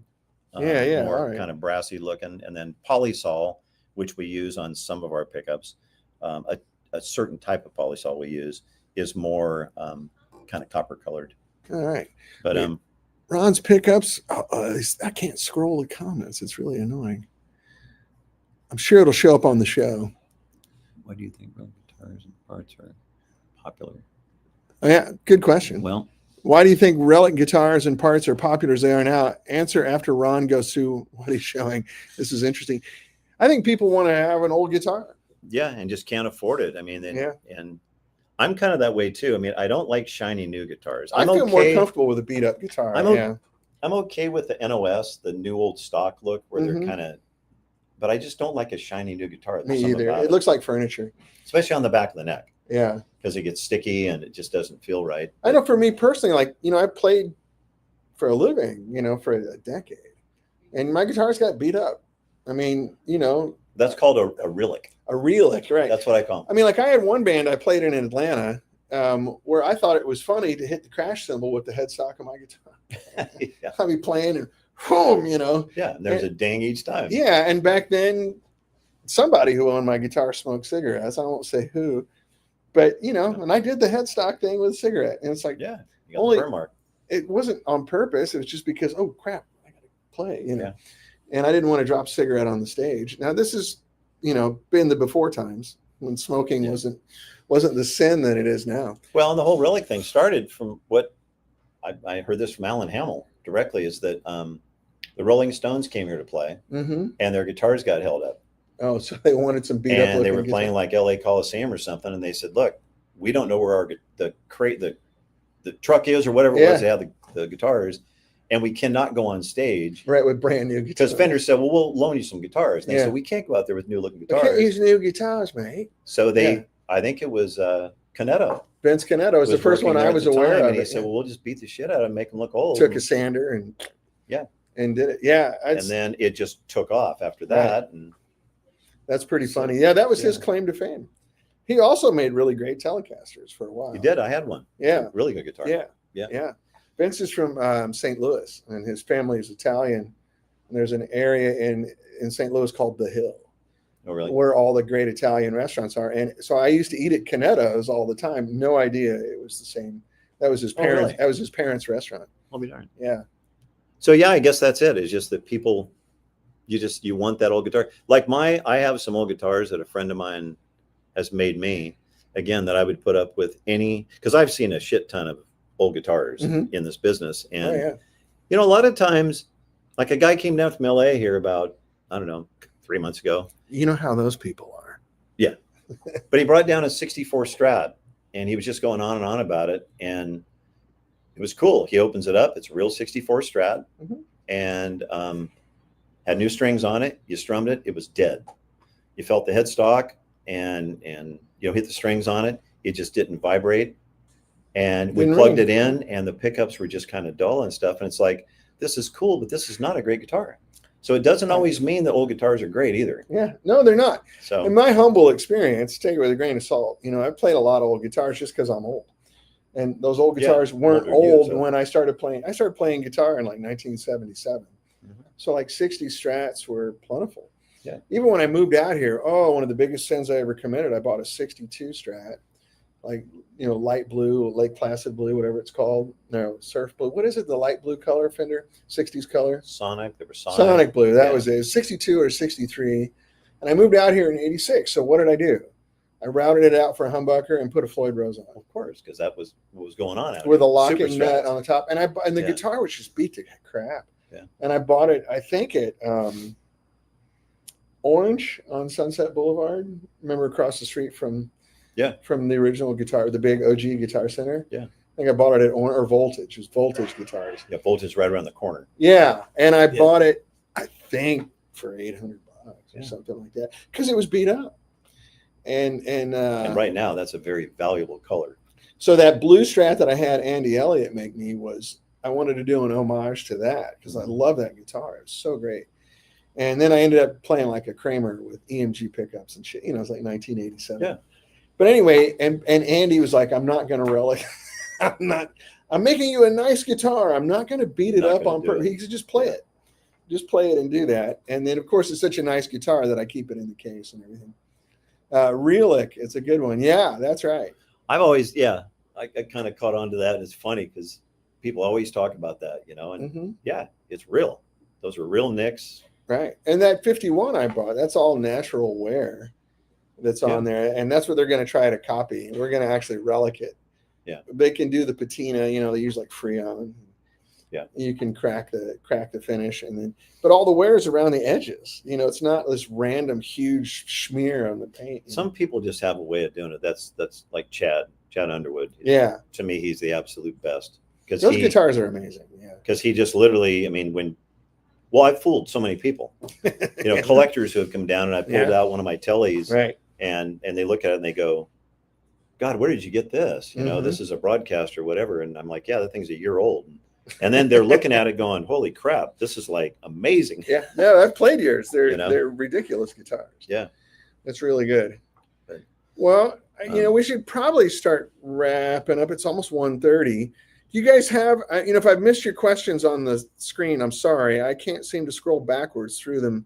When I'm at home on my big computer, I can, but I can't seem to do it here. Well, also, and if you have any questions at all and you want to email me at ron@ronellispickups.com. Yeah, there you go. Any of your questions or whatever, I would love to talk with you and help in any way we can. That's a funny comment, Michael. I wonder what Chet Atkins would think about relics. He seemed to have a new guitar every show. Yeah. Yeah. One more hour. Well, we can talk. I don't know if you guys want to. Where's the Mexican place? Somebody can have the food delivered to us. Yeah. We'll give you the name of the restaurant and our address here. Yeah, we have a really good Mexican food place. I did that once on my show, and someone ordered a pizza. Really? Like I just kept going, and next thing I know, my doorbell rang, and there's like, oh yeah, it's a large sausage and olive pizza for Dan. I'm like, oh shit, yeah, thanks. It was pretty good at my old shop. Someone sent a pizza over. I'm like, oh yeah, I'll keep going for pizza. We are in San Diego, where the Mexican food is stellar. Yeah. Well, and I see down here a question from Josh. Excited about Silver Sky dropping. The one thing I wanted to comment on that is the Silver Sky. So I have one that I bought, and it's not a Strat. No, it's a new Strat and all that, but I it's got to just a really say, good guitar. it's a freaking great guitar. Yeah. It really is, and I have so many friends that they're just not into Paul Reed Smith, and they're like, I'm not even playing that guitar, and I hand it to them and go, just stop and just play it. Yeah. And every one of them are like, man, this thing is like really, really nice. Yeah. So, the thing is, the Telly version too. What's that called? I forgot. I haven't checked that out. I think it's new. I think I played a prototype because my friend, the guy that owns that 51, is on the board over there. Yeah. And I played the prototype. I got the hiccups. Sorry. Really nice guitar. Yeah. Well, and I think what people just want to, try is maybe they want to try different pickups, because the pickups sound fine. I mean, John Mayer sounds great playing through it. Yeah. But people want to try different stuff. And so I put these are the protos that, and let me hold that up again. We've done a bunch of different ones, and the reason it has to have that like hook thing on the bottom is because you can't have Paul does it different on theirs. They do like a stack and like a strain relief to get the wires coming out, the lead wires. But we did it this way, where it drops in with the like little hook on the bottom. And but that's cool. So I've got a set of my 64s that are in my Silver Sky now, and it sounds great. It's to me, it's fuller. It's more like traditional Strat sound. Yeah. But I love your 64s. That's what I'm going to beg off of you today.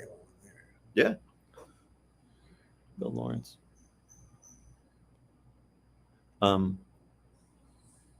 Didn't Bill Lawrence pass away? I thought so a few years ago. Yeah, I think so. Yeah. I don't know if it's family or anything. I don't know, honestly. I guess he's really more curious about those blade magnets. Does anybody use those blade magnets anymore? Oh, a lot of people. Yeah, I mean, Seymour Duncan still does that. I mean, there's a number of people that do that. I tried some, and I'm not to say we wouldn't like pursue it maybe in the future on some other kind of pickup, but the blades, being that it's solid all the way across, I like the separation of the magnets. Yeah. Because like one quick thing I'll say is, like, if you were to look at like a side view, and these are the strings going across the top of the pole pieces, you get interaction between, like, your low E or your high E here and your B. The magnets crosstalk with each other.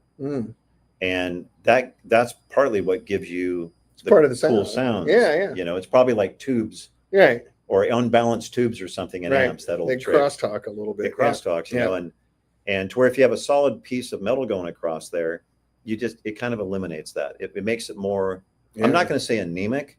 It's just more fundamental, which some people like. Like, not everybody likes my pickups, because all my pickups are going to have that compression and bloom on the note, or most of them. But there's people that I know, friends of mine, that actually prefer regular Fender pickups or pickups that don't have that, because they're more fundamental the way they play. Sure. And that's what you and I were talking about earlier about the restaurant thing is, they're like, you look at what Lindy Fralin does, it's you look at Lawler, Seymour Duncan. I mean, everybody does what they do, and they have their thing, and they make a great product. And you're never going to hear us bash or say that we're better than anything else. It's just we're a different chef in a different restaurant. That's right. I used to always say, like, chicken. Like, you can go to Chick-fil-A, and right next door to it is Wolfgang Puck's restaurant. They're both making chicken. That's right. And they're both great. Sometimes I really just want a Chick-fil-A sandwich with a pickle on it. It's great. I'm salivating. It's all good. About it. Yeah. Well, that's what we were saying earlier, just about, it comes into the humanity thing too, of like, just not talking shit about anybody else, and realize that everybody is passionate about what they do, and they make their product. Well, you've met Lindy Fralin. He's the nicest guy. I've talked to Lindy. Jason Lawler's the nicest can be. And talked to Jason. He's one of the nicest guys. Seymour Duncan would come in here and just hug us. Yeah, he would sit down and be the sweetest Uncle Seymour you've ever had. They're all nice people. Yeah. There's a few that aren't, but that's just life, Well, yeah. You get 4 guys in a room, one of them's an asshole. There's always me an asshole. Yeah. But for the most part, everybody. Same in the amp business. Most of my peers are really great people. Yeah. And we share information and even share components. And when we were next door to Bogner, we used to buy pallets of speakers together. Totally fine. It's great. And the other thing too, I guess I was going to say that, we talked about earlier is, my pickups, if you look online, they're probably the most expensive pickups. Do you he's asking, do you do any resonant testing on guitars? So do you ever build stuff that are specific to an instrument? Yeah, Mike, you met Lindy Fralin. He's the nicest guy in the world. Yeah, over the years, because there's guitars here all the time, and there's pro players, and so we're around it all the time.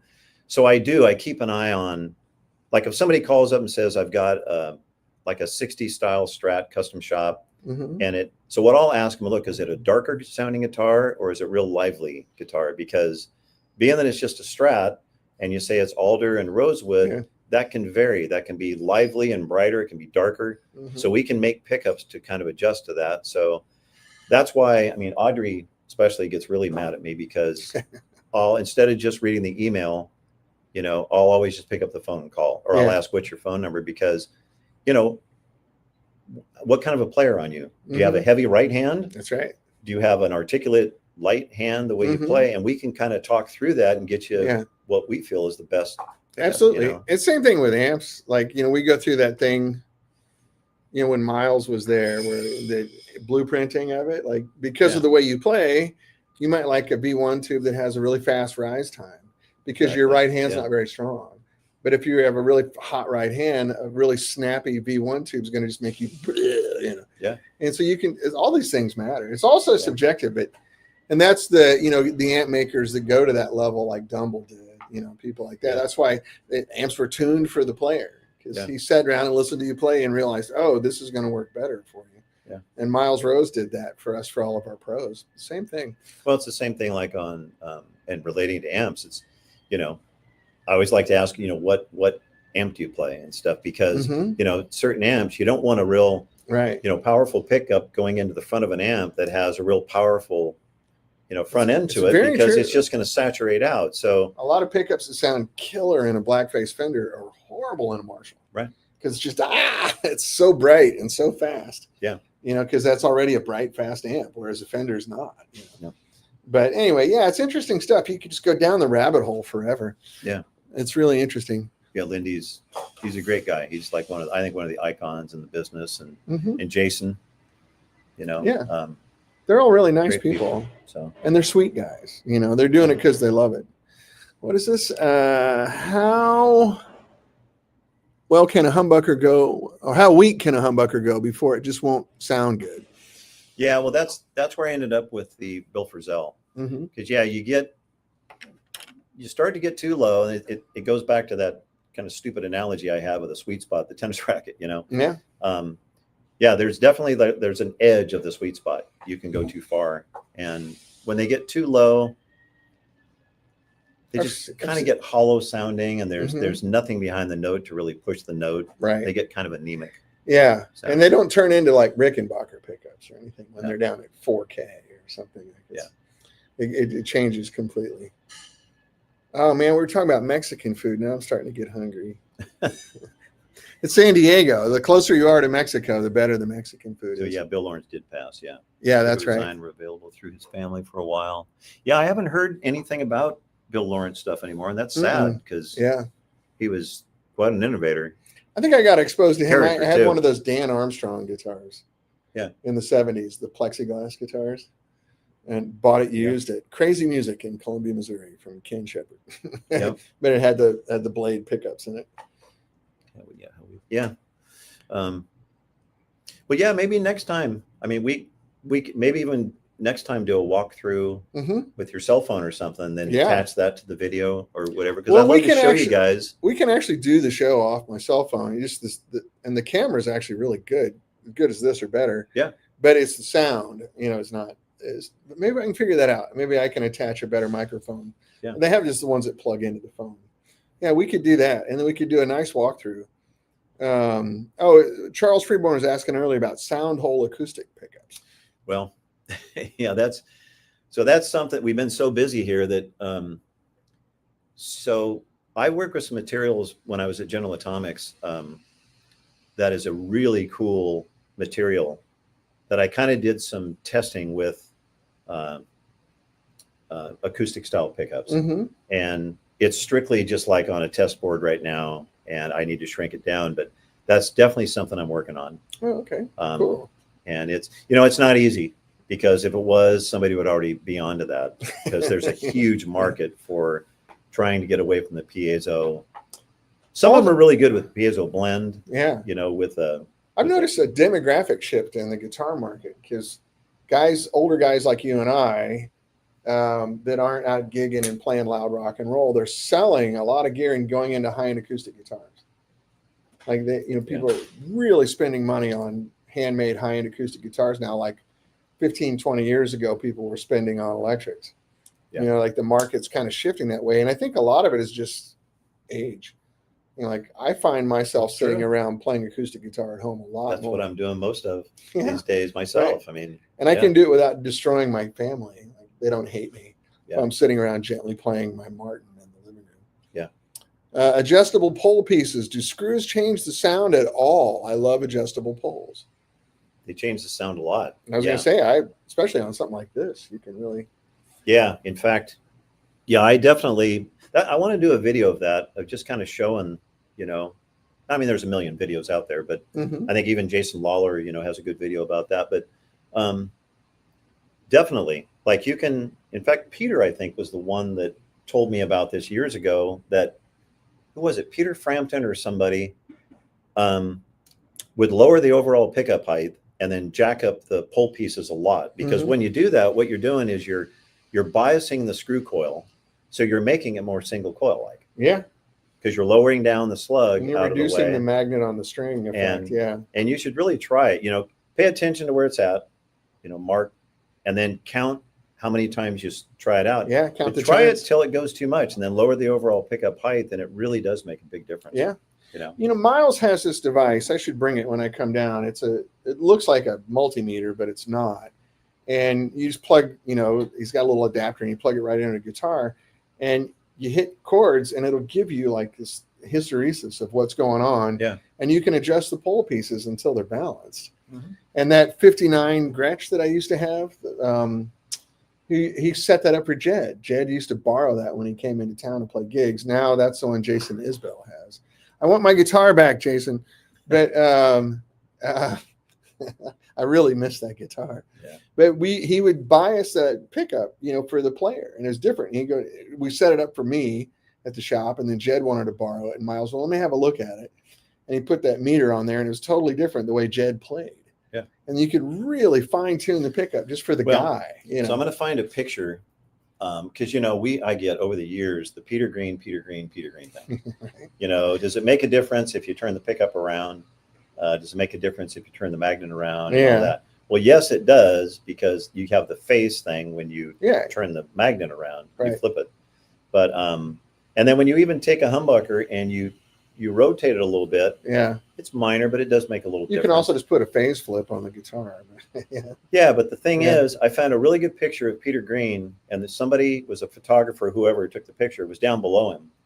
Turns out his neck pickup is down as far as you can get it down in the pickup ring of that Les Paul. Wow. It's way down there. Right. And he's got it angled where the bass is way down, but even the treble side is literally, it's an eighth of an inch below the ring. Below the ring. So here's Peter Green, that's why it's twangy, I guess, right? And like Leroy said, when you talk about the Peter Green thing, that's where you have to really find where your tone controls get set, because Peter Green, he didn't have everything wide open, because then you get that nasally out of phase sound. But his is where his bridge pickup was heavily biased. Yeah. And then he had just the neck pickup turned on a little bit. Just to fluff it a little bit. And then you get that blend, but you don't have that nasal thing. Right. But it's a sound. It's a great sound. Yeah. Peter Green sound, That's funny. Who was the guy when I went to GIT? I went there in 86 and 87. And Rick Turner. Steve Travato. Yeah. Strat player. And he had an early 60s Sunburst Strat, like 63, 64 Strat. And it had the most amazing sound. And he told us he drops the pickup as low as they can go before the screw will come out. And that's his Strat sounded amazing. Yeah. He said if you want to play like dirty, it's awful. Well, it's the same thing like if you have a Telly and you want to hear what like an Esquire sounds like, Yeah. Get rid of the neck pickup or screw the thing down as far as you can out of the way, because the magnet's not messing with the strings. Yeah, that changes the sound. Totally. Because an Esquire does sound different from a Telecaster. Oh yeah. Yeah, very different sound. But I always look at it like and one of the reasons I want to do a video is I think a lot of people are afraid, to mess with their pickup height or whatever. As long as you document where it is. Yeah. What I like to do is, again, it goes back to that thing, the sweet spot. Right. Crank it down until you literally, you don't like it. You don't like the sound. Right. And Go then too far. Get it too close to the strings where you start to get the warble. You kind of get where it starts to mush out and all that. And then find that happy medium in between, because. So this was a tip Michael DeTemple gave me. We talked about it at breakfast this morning. Those old Boss tuners, the TU-24 or whatever that has the needle on it. You raise your pickup up until the needle starts to flutter. That's too high. And then you back it down where the needle stabilizes. Now you've got it as hot as you can get it without it screwing up. Yeah. That's a good reference point to start with. Yeah. Then do it by ear. And then do it by ear. There. But I always recommend that on pickup height, because a lot of people say, what do you use or what do you recommend? So I'll give a recommendation, but it's your ears. So my big deal is get a screwdriver and set aside undisrupted 30 minutes and just tweak, and just. You have to play, like set them in and play it for 5 or 10 minutes before you go, oh, I don't like it, or I do like it, might change. Yeah, but that's so much fun though. It's like if you got a rainy Sunday afternoon, it's my favorite thing. Put on a football game or a golf tournament and just sit and mess with your guitar all day. Well, it's like when I did, and we didn't mention those either, the Elisonics. Excuse me, Telesonics. Telesonics. So in the Telecaster line, kind of following the whole Elisonic, the 470JL that we do, like the Dynasonic, then we started getting requests from people saying, hey, I can't afford a Julian Lage, $8,000 callings or whatever, but can you make that similar in like a humbucker or a P90? Yeah. So now we have the Elisonic. We carried that over to our Elisonic hum size, which is it looks just like a humbucker, but it's got the magnets are right down the middle. Okay. And they're not screws; they're actually magnets that come up through. Oh, right. And but we've got that. But then somebody requested. In fact, Jed. We were talking to Jed about it. You were going to suggest that for my telly, weren't you? And so I put those together. I played the new ones the last time I was here, and in my guitar, they're outstanding. I mean, they're next level. Like, they really are. It's breakthrough stuff. I don't know if I should be talking about it here or not. Well, so they're going to be on the new website, and we're starting to make them now. But so I made these thinking with the idea that I know these won't sound good because in a Telecaster it's just a little bit different, and it's not a humbucker, it's not a P90. You don't have the width. To work with. So I thought, but I got to try it. Sure. But I know it's not going to sound good. So turns out tweaking. So I put it in that Tele you played, that Underwood. And so I stuck them in there and then came here in the shop and started to tune it up. And I was just going to set the height. So I'm tuning up the new strings on it and stuff. And as I'm tuning it, I'm going, holy shit. This sounds all right. Yeah. This sounds freaking great. So just to show you guys what a gentleman Ron is, when I came to look at pickups, he had like 5 or 6 tellies in a rack. They're all killer tellies. They were all tuned and all set up with a nice little deluxe style amp and it was all really nice. And he took me through all of them. Then I played the new Telesonics and just went, whoa, wait a minute. What? What? It's really a jump. I'm not trying to be like sales guy here, like, because you hear a lot of pickups all the time. You go, oh yeah, it sounds good, but it's not really different. And this was like, okay, everyone in the room went, whoa, wait a minute, everybody's played them like Julian. He got here the day after I'd put him in, and Jed's playing him too, right? And then Jed, and when I sent him to Jed, he's like, holy crap! So I think are you guys hip to Jed Hughes? Just so you know, like you should be. If you don't know, Jed with 2 D's. Jed Hughes, who's an Australian guy. Look up his YouTube channel. Who lives in Nashville. He's sublime. He's an amazing guitar player. Plus, if you know him, it makes it even that much better. But Dan's known him longer than me, but we've known him for a number of years. And he's the sweetest guy, Australian kid guy. He's a grown man now. But monster player. Yeah. But he got him. Yeah. And he's like, and he's pretty quiet. I won't hear from him for a while, but he wrote right back. He's like, mate, holy shit. Right. He said, I've used these in a couple sessions. Yeah.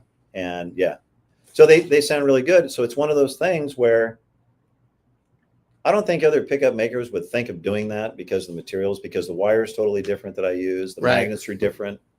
But they sound really freaking good. Yeah. And I can vouch for that in person. I was just sort of like, okay. So by mistake, kind of. And we had people in the room that weren't really guitar players, like people that play guitar. But, and everybody's went, wow, that's next level. Yeah. So I'm interested in those. Yeah. Well, try those. That's really good. Well, I don't know. Is there anything else you want to make sure we talk about while I'm here? Well, I was just going to say also, if you haven't checked out our site or know, our pickups are expensive. They're probably the most expensive pickups. So we should open that door really quick, because everybody always asks me, why are Ron Ellis's pickups so expensive? Yeah. My answer is A, they're worth it, but B, also, if we could take you back here, the guy runs a above board shop, and everyone here has health care, and it's a nice, beautiful place, and it's a nice neighborhood, and he does everything legitimately, but the pickups also sound noticeably better. But I don't want to jump on you on that, but if someone asks you that, what do you tell them? Well, we get it quite often in a nice way. We get jerks that are like, I can buy, Duncan's for a third the price or a quarter of the price. Whatever. You can, and they're probably going to do fine, because if you're a good enough player, you're going to make anything sound good. But I have a drawer with $2,000 worth of pickups. Well, that's the funny part is, even if I get somebody that like writes in or whatever, or I'll take a phone call and they're like, dude, your pickups are so expensive. Why? It's like, well, because I'm in California, I'm in San Diego, I'm in a facility here that's really expensive. I pay everybody that works for me here a really, really fair, actually above fair. And that's how can you get good people range. I have healthcare, complete healthcare through Scripps here, which is one of the best in the U.S. Right. I believe if I'm going to run a business, I want to feel good about being able to employ people in a tough time and not exploiting people. And I'm not going to hire people off Craigslist and go through 10 people to find a good one. And so once you have somebody, everybody that works here is really good. It's demanded out of them. I mean, they're going to do it exactly the way that I'm going to do it, or they can't work here. But you have to pay for that. You got to pay for it. And am I making any money on this? I'm making just enough, and this is honest, to pay my people. I've got my 2 kids working here. We're trying to expand the business and all, but I'm not making a lot of money off this business. I'm just not. Yeah, you told me what you make per hour, and it's below minimum wage. You would laugh if you know what I make per hour being Ron Ellis, the owner of this business. It's like half minimum wage. It is. And I mean, I've retired from my regular job, so I'm in a position where I can do that, but I put everything back into the business. And I guess what I want to get to is that our pickups are 100% guaranteed. And I want that to be out there, that if you want to try them, you pay for it. If you think they're not worth that or whatever, we'll give 100% of your money back. And how many people have returned them? Not one in the 15, 16 years I've been doing it. Yeah. Right. Why? I can tell you, because I own a lot of your pickups. Like, no way in hell I'm returning these pickups. And the funny thing is, and Dan and I are, guilty of it too. And I still have a drawer before I was actually doing this, where I've got a shit ton of pickups that I paid $150, $250, whatever it was at the time. A lot of times just an impulse. I probably got $3,000, $4,000 worth of pickups sitting there in a drawer. So, I mean, that's, I just wanted to say that you go broke saving money. They are expensive. And we know that. And I wish they weren't, and I wish we could charge less, but it's what I have to do to have this business. So, well, like the 2 humbuckers that are in my Les Paul, what you were charging for them 15 years ago, by today's standards, wouldn't seem that crazy expensive. Well, 15 years ago, they were half. That price. They would be kind of high end, but they wouldn't really be. They were high end at the time. Yeah. Now, and I look back and go, I only paid $400, for these pickups instead, and it's just like with anything, when you look at old guitars, even your house, I can't believe I paid for what I paid for my house, but it was 23 years ago. And now my neighbors go, you only paid what for your house? Like, it's the same thing. I know. Yeah. It's the same thing. So anyway, I can tell you, I think it's money well spent. You guys have met Ron. You've seen what a nice place this is. Next time we'll get a camera where we can walk around and you can see the place. Yeah, we'd love to show you around. Yeah. Or if you're ever in the San Diego area and you want to stop by the shop, we'd love to have you. So yeah, absolutely. But we're gonna have to get some food. Man. This is great. People are hanging on, but it's almost 2:00. We've been on almost 2 hours. You'll watch though. If we stay another 15 minutes, it's going to go up. Yeah. People start going, hey, it's like the Joe Rogan effect or something. No one is getting rich selling pickups. Maybe Duncan. No, he's not. And DiMarzio. I mean, they make money, but they have huge overseas factories, you know. Yeah. I mean, Duncan has a pretty big operation in Santa Barbara, you know, for those $90 over-the-counter pickups. Well, I heard from Mark, who's the president now, that they make 1,320 different models of pickups. Mark DiLorenzo. Yeah. Mark's great, by the way. I know Mark really well. Well, Mark. Yeah. Long story there. Yeah. 13. That's a lot of SKUs, man. I think it was Mark or somebody that works there or something. Yeah. Because, you know, they're doing all kinds of signature and Mm-hmm. I mean, you know. Well, MJ in the custom shop has a catalog. They make a 65 amp set. You know, because that's just it. I went in there one day and Seymour said, "Let me make you a pickup." Right. Yeah. And so now you can call MJ and order the 65 amp, and they're not expensive. Right. You know, at the custom shop, $300 or something, yeah. $275. So that's all the different variations of what every artist that, you know, she's got 20 different pickups she's made for Billy Gibbons, you know, stuff like that. But anyway, it's really fun. Well, I'm going to kind of do last call here. Do you guys have anything, other pressing questions you want to ask Ron? You guys will see me next week, and I'll have the prototype. We got the new power transformer in and everything, so we'll be playing some guitar next week. But should I show them the Mark Rudders SG just for? Yeah, absolutely. That's a cool guitar. Cool guitar. Just visually, it's cool too. Yeah. You guys know Mark Rudders? He makes a lot of guitar equipment. What are the best pups Ron has ever heard? What are your all-time favorite pickups, Ron? That I've ever heard? Yeah. PA humbuckers in that gold top I was referring to. That. Oh, yeah. That was the most outstanding guitar I've ever heard in my life. Really? And that was with me even playing it. Yeah. The guy that owned it was kind of an amateur player. It sounded anybody like Jeff Ruiz. Yeah. Lit it up, did Zeppelin stuff with it and all that. Jeff's a great player. Absolutely phenomenal. So for humbuckers, that one. What is this guitar made of? So this is Limba. So Mark Rudders, who now lives in Tennessee, made this. It's his SG. And these are, this thing weighs like 6 pounds.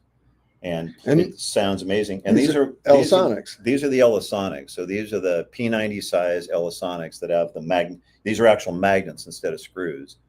That's cool. Because it's the Ellisonic line. But just thought I'd show you this. It's just, he does just a, you know, Mark makes his hardware. He makes like telly hardware and bridge plates. I got his. Check out the weight of this thing. It's nothing. It's ridiculous. Freaking great guitar. We'll have to play. And it rings. Yeah. Was this Dan's Border Collies are amongst the best pups I've ever heard? My dogs interrupt my show all the time. I have Border Collies, and they just like to walk in and go, "Hey, good pups." Yep. Yeah. Wow. Yeah, no, Mark. And Mark is a friend, and he used to live out here in San Diego. But man, I'm telling you, his guitars are. I've got a Les Paul that he made me. That is a 1/4 inch thinner, and it has the flatter neck angle, so like a 52, 53, and that guitar is insane. Wow, that's nice. He makes really nice stuff. That's so light. And his stash of wood, you should see his old wood. He's got old Brazilian, old Honduran mahogany. Dang. Yeah. Yeah, I did a little bit of that with Michael with this guitar, that neck wood. He bought his roasted maple that he bought in 1992. And he said at the time it was really old then. He doesn't remember how old. It's been sitting. He's got an aging loft at his place. Yeah. That's what Mark has. It's been sitting there for 30 or whatever that is, 33 years aging, on top of how old it was. Who's that? Hoss Thompson. That's our friend in the north of England. No, the Limba is really dense. I built 4 Tellys out of it. Yeah. Tellys would be interesting because it is real dense. Definitely. Yeah, I bet. But I mean, we'll plug this in, let Dan check it out. But Hoss is asking if that is actually similar to Carina. I think it is. Yeah, Mark was saying that. It looks kind of like Carina, and I think it's right in the same family. Mm-hmm. You'd have to ask Mark the main difference on it, but this thing sounds ridiculous. And how much sound difference does moving a pickup toward and away the bridge make? I know picking further away from the bridge sounds very different. I mean, typically if you get it too much, it starts to warble out. Mm-hmm. But typically you get up closer to the strings, it starts to get a little warmer. Your mid-range kind of comes out. Mm-hmm. When you sink it down, it kind of goes the other way.